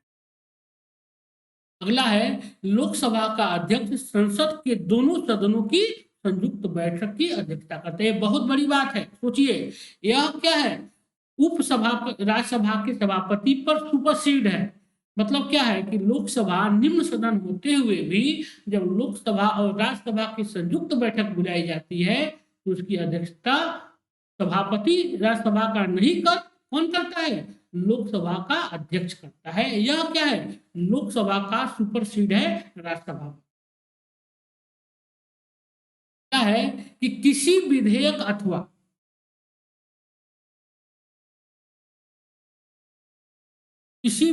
अथवा विषय पर मत विभाजन की स्थिति में अध्यक्ष समानता मत नहीं देता है, परंतु यदि दोनों पक्षों का मत समान हो तो वह निर्णायक मत का प्रयोग करता है। यहाँ भी क्या है, यह राज्यसभा के सभापति पर सुपरसीड करता है। मतलब क्या हुआ कि अगर राज्यसभा में किसी पर विषय पर मत बराबर होता है तो उसमें सभापति मत नहीं दे सकता है, क्योंकि वह सदस्य ही नहीं होता है। लेकिन लोकसभा में अगर किसी विधेयक पर किसी चीज मत पे क्या होता है, मत विभाजन की स्थिति बनती है और समान मत हो जाता है, उस स्थिति में लोकसभा का अध्यक्ष का मत निर्णायक माना जाता है। दूसरा, अगला, अध्यक्ष सदन के सदनों को बोलने की अनुमति प्रदान करता है। अध्यक्ष जो होता है सदन के सदस्यों को बोलने की अनुमति देता है। अगर वह नहीं चाहेगा कि सदस्य न बोले तो नहीं बोलेंगे। अगर वह इसके खिलाफ जब उसके बाद भी अगर वो सदस्य बोलते हैं तो उनके खिलाफ अनुशासनात्मक कार्रवाई कर सकते।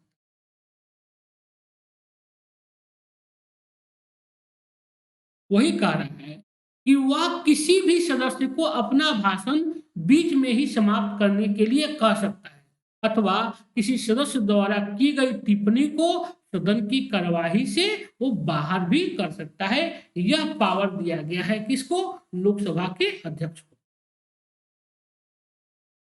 अध्यक्ष ही यह निर्णय करता है, लोकसभा का जो अध्यक्ष होता है वही यह निर्णय करता है कि राष्ट्रपति के अभिभाषण पर धन्यवाद प्रस्ताव के लिए संशोधन किस रूप में प्रस्तुत किया है। अगला, अध्यक्ष ही यह निश्चित करता है कि सदन की कार्यवाही किस रूप में किस प्रकार से प्रकाशित किया जाए, और अध्यक्ष ही यह प्रमाणित करता है कि कोई विधेयक धन विधेयक है अथवा नहीं। इसका भी निर्णय कौन करता है, लोकसभा का अध्यक्ष करता है। यह क्या है, लोकसभा के अध्यक्ष की शक्तियां हैं जो मेंस की परीक्षा की दृष्टि से काफी महत्वपूर्ण है। साथ ही वह इस संबंध में भी अंतिम निर्णय करता है कि कौन सा विषय वित्तीय विषयों से संबंधित है। मतलब क्या है कि कौन सा जो विषय है वित्तीय विषय है, इसका भी निर्धारण कौन करता है, लोकसभा का अध्यक्ष करता है। लोकसभा की सभी समितियां जो होती हैं, संसदीय समितियां, वो अध्यक्ष के निर्देशों के अधीन ही कार्य करती है। मतलब संसद की जितनी समितियों का निर्धारण बनती है, संसदीय समितियां का गठन किया जाता है, वह किसके निर्देश पे काम करती हैं? वह लोकसभा के अध्यक्ष के निर्देश पर ही काम करती हैं। या लोकसभा के अध्यक्ष के क्या है? पावर है, शक्तियां हैं। और संसद के दोनों सदनों की शक्तियां एवं कार्य हम देख लेते हैं। लोकसभा और राज्यसभा एक तरह से ये क्या है? तुलनात्मक है। पहले देखेंगे लोकसभा की शक्तियां और कार्य। अभी तो हम लोग किसको देख रहे थे? लोकसभा अध्यक्ष की देखे थे। अब लोकसभा की शक्तियां और कार्य क्या हैं, इसको देख लेते हैं। भारतीय संसद, देखिए पूछ सकता है परीक्षा में कि संसद के सदनों की शक्तियों की वर्णन कीजिए, या लोकसभा की शक्तियों और कार्यों का वर्णन कीजिए, या राज्यसभा के शक्तियों और कार्यों का वर्णन कीजिए। यह अलग अलग परीक्षा में पूछा जा सकता है।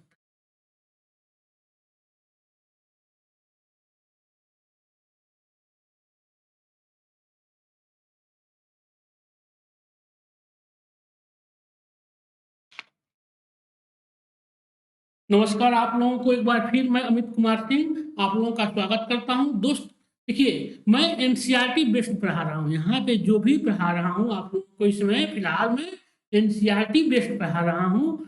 और एनसीईआरटी किसी भी परीक्षा के लिए बेस मजबूत करने के लिए बहुत ही जरूरी होता है। इसलिए आप लोग बिल्कुल क्लास को अटेंड कीजिए और हमारे वीडियो को लाइक कीजिए और हमारे चैनल को सब्सक्राइब कीजिए, तथा आप अपने विचार खुल के रखिए। आपको अगर कुछ पूछना है वो भी आप पूछ सकते हैं। हम आप लोगों का चैट देखते हैं, उसका जवाब हम जरूर देंगे अगले क्लास में। इसलिए आप हमसे पूछ सकते हैं। और आप लोग हमारे कोड AKS001 जो हमारा कोड है, उसके तहत आप लोग जरूर एडमिशन लीजिए। चलिए अब हम शुरू करते हैं कि संसद के दोनों सदनों की शक्तियां, मतलब लोकसभा की शक्तियां और राज्यसभा की शक्तियां और कार्य क्या है, इसका हम अलग अलग अध्ययन करते हैं। तो सबसे पहले देखते हैं लोकसभा की शक्तियां और कार्य। भारतीय संसद के दोनों सदनों में लोकसभा क्या है? एक लोकप्रिय सदन है, क्योंकि लोकसभा के सदस्यों को जनता के द्वारा प्रत्यक्ष निर्वाचन के आधार पर निर्वाचित किया जाता है। भारतीय संसद द्वारा लोकसभा को राज्यसभा की तुलना में क्या है? उच्च स्थिति प्रदान की गई है। देखिए क्या है, क्या कर रहा है कि भारतीय संसद जो है वो क्या, दो सदनों लोकसभा और राज्यसभा, राष्ट्रपति से मिलकर भारत संसद का निर्माण होता है। जिसमें राज्यसभा क्या है? राज्यसभा उच्च सदन है, लेकिन जो लोकसभा है वह क्या है? लोकप्रिय सदन माना जाता है, क्योंकि जनता के द्वारा जो सीधे निर्वाचित जो सदस्य होते हैं वह किसमें आते हैं? लोकसभा के अंदर आते हैं। तो लोकसभा क्या है? लोकप्रिय सदन माना जाता है। और भारतीय संविधान के द्वारा लोकसभा को राज्यसभा की तुलना में क्या कहा गया है? उच्च स्थिति प्रदान की गई है। सबसे बड़ी स्थिति यही है कि धन विधेयक जो प्रस्तुत करने का कार्य है वह कहाँ किया जाता है? लोकसभा के अंदर ही किया जाता है। ऐसे बहुत से ऐसे विधेयक हैं जो लोकसभा को ही उसमें ज्यादा पावर दिया गया है।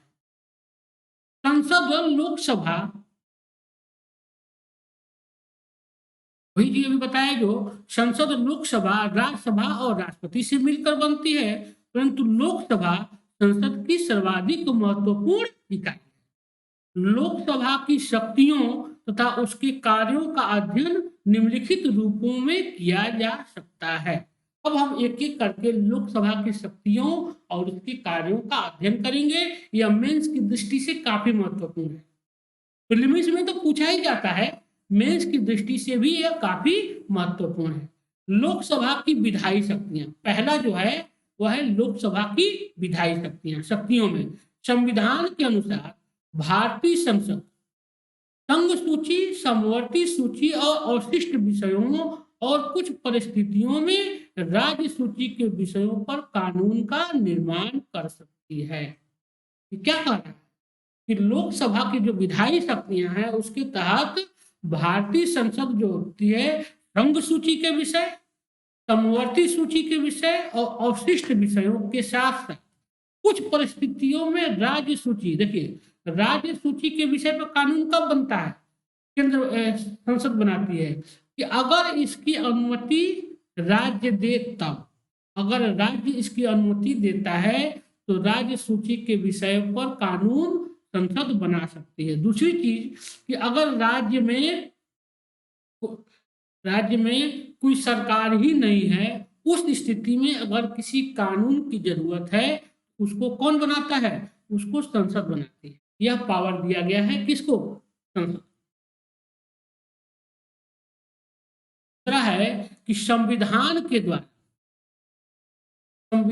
के द्वारा साधारण और वित्तीय विधेयकों और संशोधन विधेयकों के संबंध में कहा गया है कि इस प्रकार के विधेयक लोकसभा या राज्यसभा दोनों में से किसी भी सदन में प्रस्तावित किए जा सकते हैं।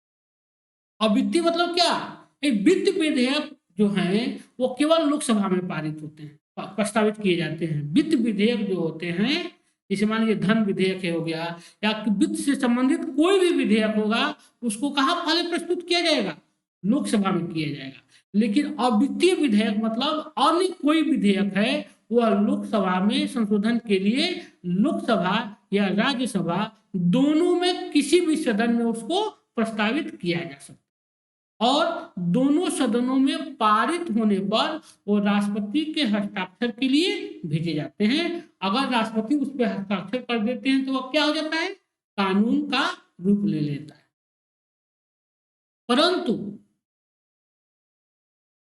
परंतु दोनों सदनों में मतभेद उत्पन्न हो जाने पर राष्ट्रपति क्या करते हैं? संयुक्त बैठक, अनुच्छेद 108 बहुत इंपॉर्टेंट है, बहुत ही ज्यादा इंपॉर्टेंट है। कई आप देखेंगे प्रश्न उठा के 10 बार से ज्यादा परीक्षाओं में पूछा गया होगा कि राष्ट्रपति का वह कौन सा पावर है जिसमें वह संसद का संयुक्त बैठक बुलाते हैं। अनुच्छेद 108 के तहत अगर किसी चीज पे, किसी विधेयक पर दोनों सदनों में मतभेद उत्पन्न हो जाता है तो राष्ट्रपति अनुच्छेद 108 के तहत संयुक्त बैठक बुलाकर उस विधेयक पर मतदान कराते हैं।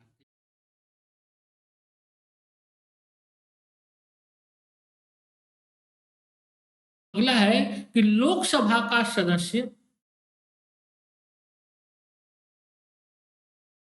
लोकसभा की सदस्य संख्या राज्यसभा से दुगुने से भी क्या है? अधिक होने के कारण संयुक्त बैठक में विधेयक का निर्णय लोकसभा की इच्छा के ही अनुसार होता है।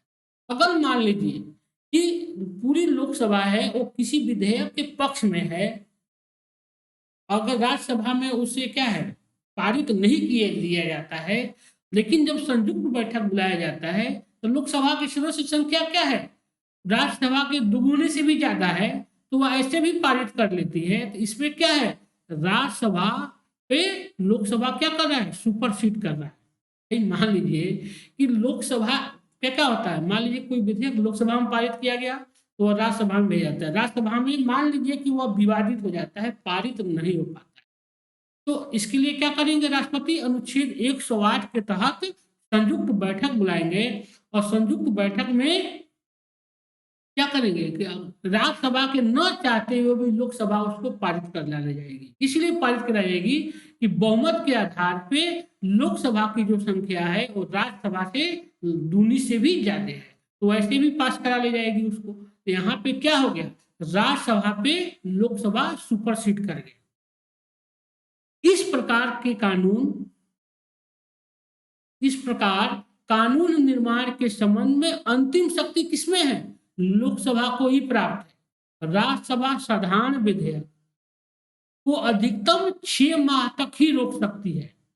राज्यसभा जो है किसी साधारण विधेयक को बहुत करेगी तो अपने पास 6 महीने तक ही रोक सकती है।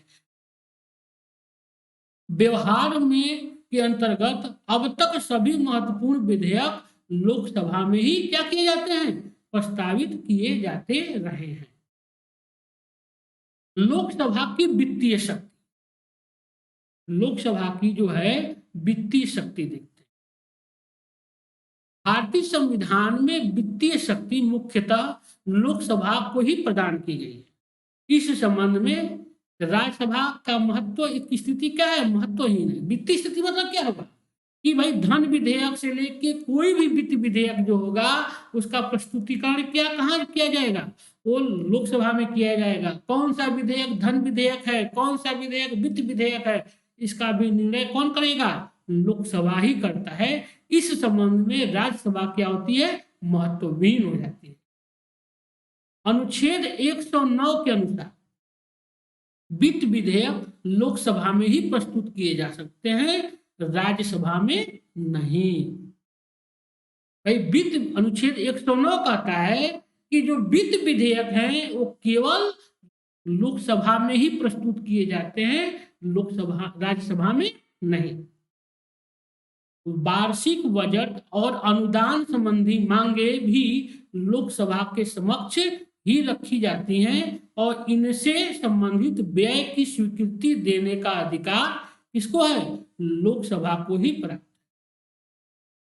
वार्षिक बजट और अनुदान संबंधी जो मांग होती है वो किसके समक्ष रखा जाता है? लोकसभा के ही समक्ष रखा जाता है और इस संबंध में व्यय की स्वीकृति जो है वह देने का भी अधिकार किसको दिया गया है? लोकसभा को ही प्राप्त है।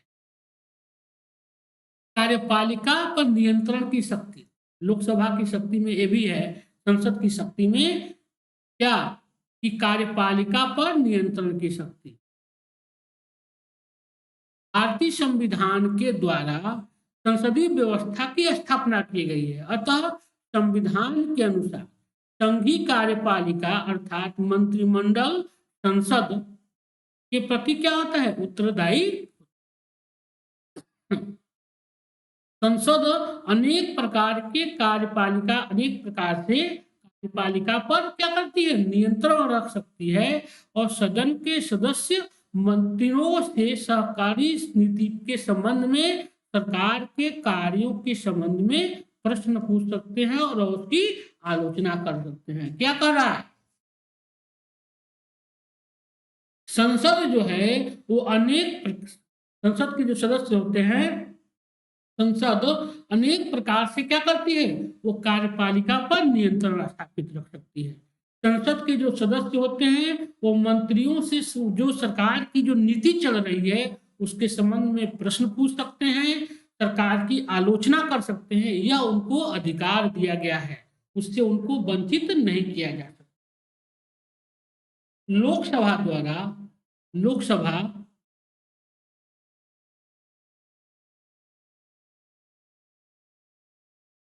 लोकसभा द्वारा अविश्वास प्रस्ताव पारित करके कार्यपालिका अर्थात मंत्रिपरिषद को बर्खास्त किया जा सकता है। कार्यपालिका पर नियंत्रण की शक्ति के अंतर्गत ही लोकसभा, संघ लोक सेवा आयोग, भारत के नियंत्रक और महालेखा परीक्षक, वित्त आयोग, राजभाषा आयोग, अनुसूचित जाति जनजाति आयोग की रिपोर्ट पर विचार कर क्या कर रहा है? लोकसभा के द्वारा विश्वास प्रस्ताव पारित करके कार्यपालिका अर्थात क्या किया जाता है? मंत्रिपरिषद को बर्खास्त किया जाता है। कार्यपालिका पर नियंत्रण की शक्ति के अंतर्गत ही लोकसभा, संघ लोक सेवा आयोग, भारत के सीएजी, वित्त आयोग, राजभाषा आयोग, अनुसूचित जाति जनजाति आयोग की रिपोर्ट पर विचार करती है। कौन करती है? मंत्रिपरिषद नहीं करती है, लोकसभा करती है।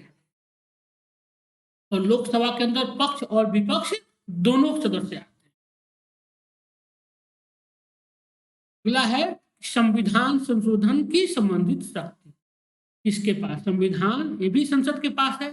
संविधान संशोधन संबंधित शक्ति लोकसभा को राज्यसभा के साथ मिलकर संविधान में संशोधन का अधिकार भी प्राप्त है। संविधान के अनुच्छेद 368 के अनुसार संविधान में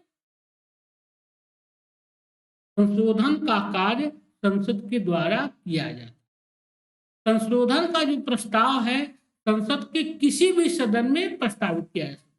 क्या कह रहा है कि संसद में क्या है कि संविधान में अगर संशोधन करना है तो लोकसभा और राज्यसभा दोनों मिलकर करती है, लेकिन इसका जो प्रस्ताव है वह किसी भी सदन में लाया जा सकता है और प्रस्ताव पारित होने के लिए आवश्यक है कि सदन के दोनों सदनों द्वारा अलग अलग अपने कुल बहुमत तथा उपस्थित मतदान में भाग लाने वाले सदस्यों के 2/3 बहुमत से पारित किया जाए।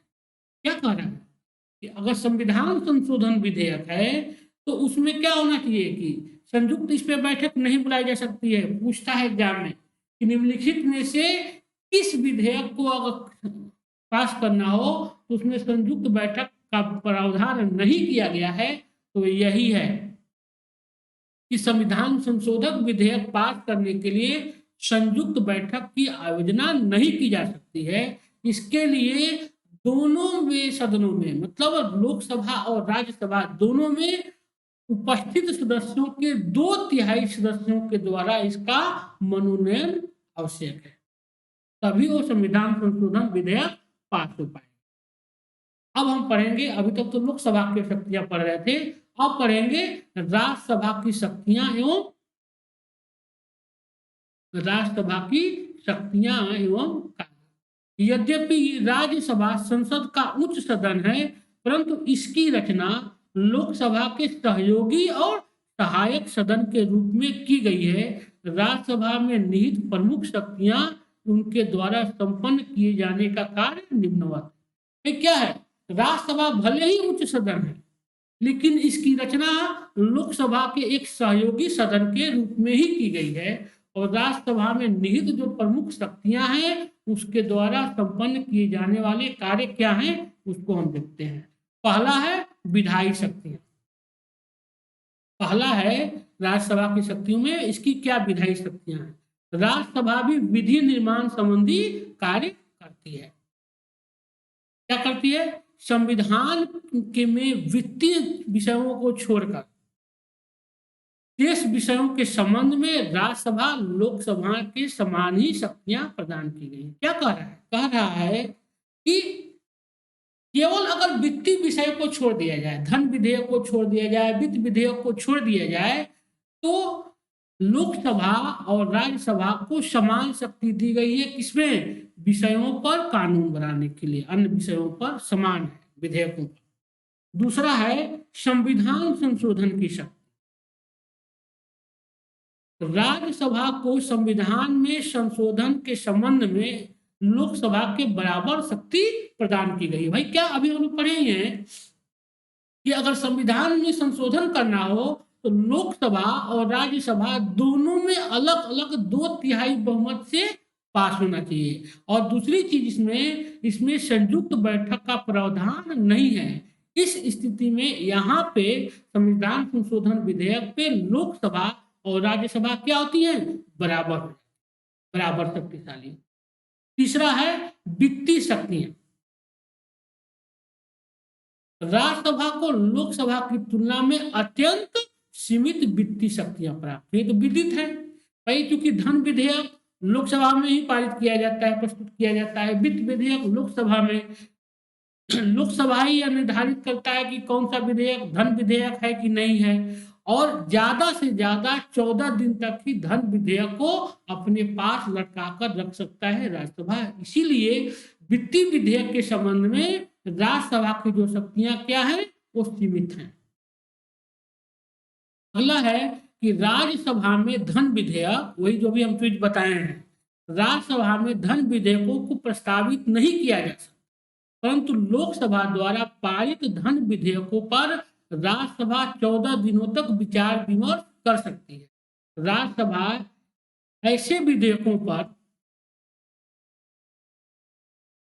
लोकसभा को अपने महत्वपूर्ण सुझाव भी दे सकती है, यद्यपि उन सुझावों को स्वीकार करना अथवा अस्वीकार करना लोकसभा की इच्छा पे।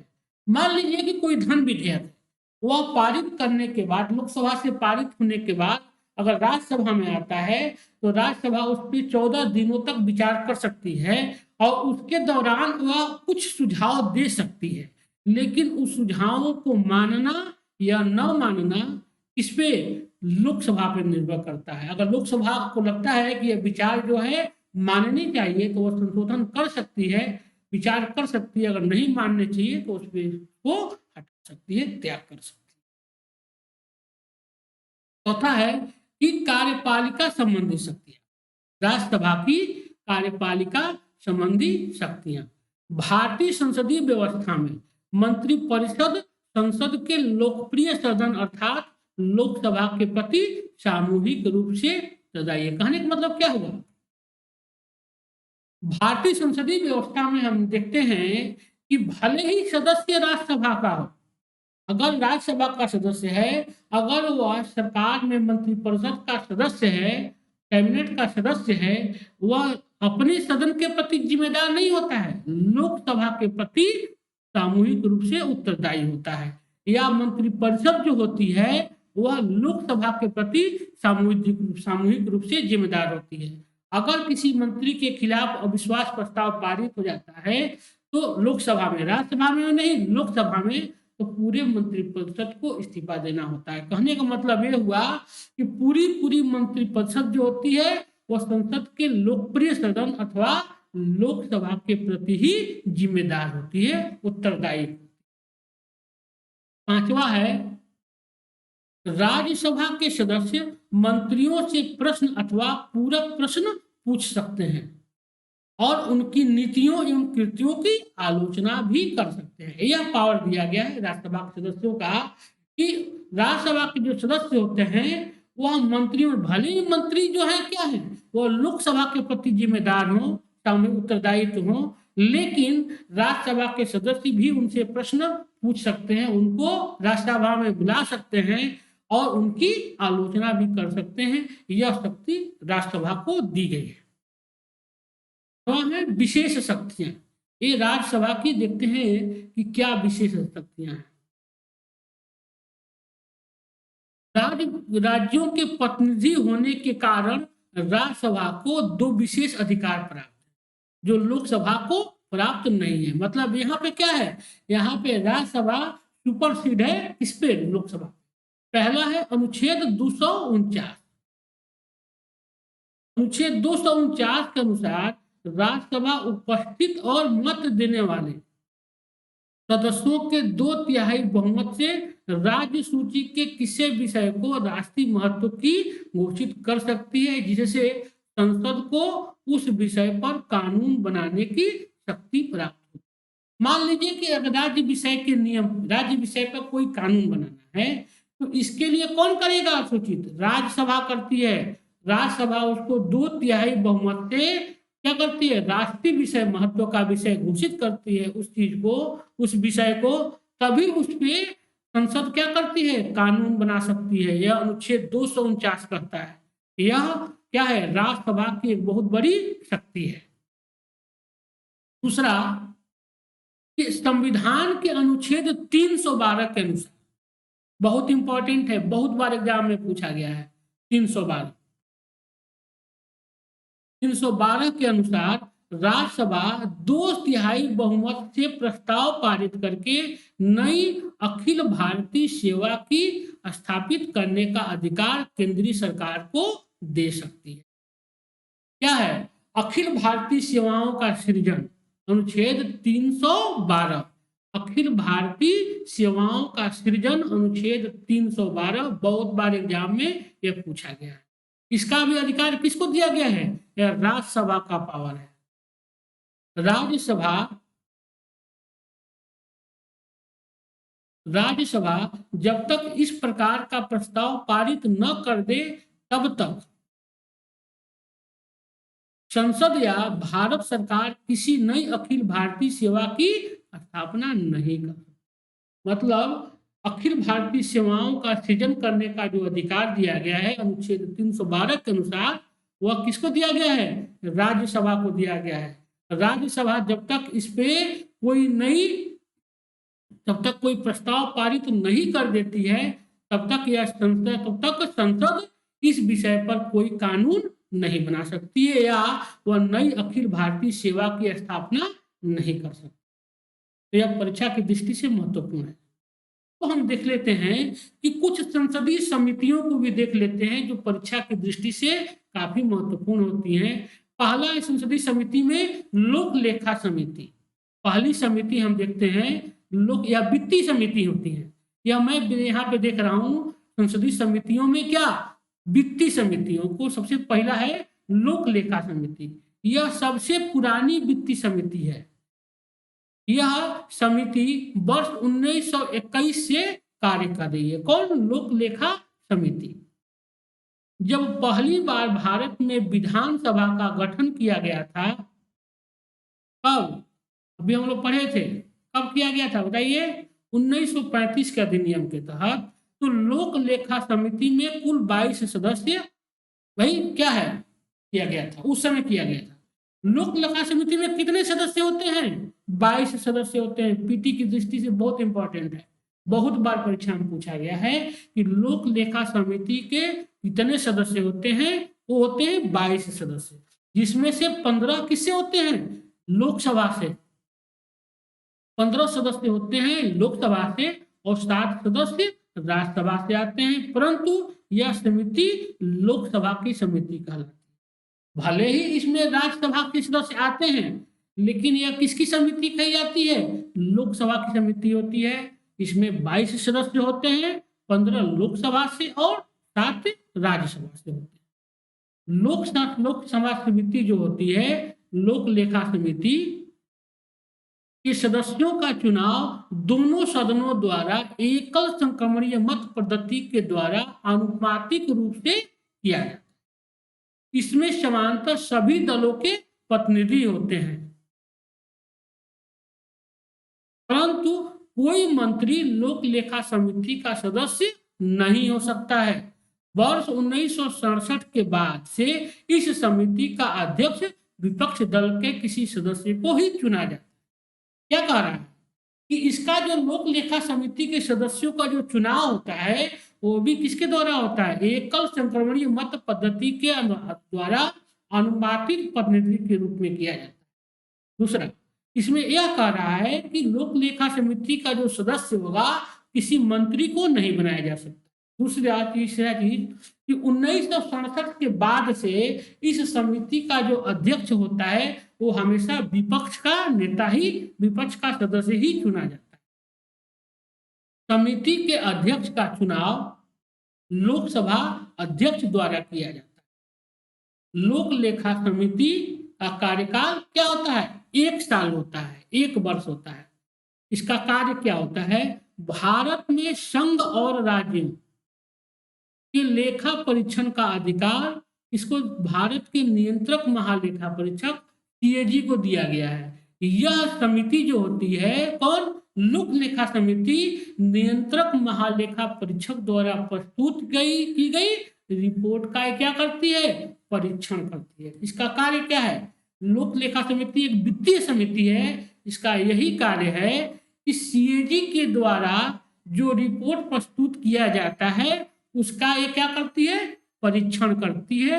यह प्रत्येक 1 साल के लिए यह कमेटी बनाई जाती है। इसका नेता विपक्ष का होता है। इसमें 22 सदस्य होते हैं, 15 लोकसभा से और 7 राज्यसभा से। दूसरी जो समिति है वो है प्राक्कलन समिति। यह संसद की अस्थायी समितियों में सबसे बड़ी समिति होती है।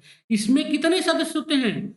30 सदस्य होते हैं और 30 के 30 सदस्य जो होते हैं वो लोकसभा से होते हैं।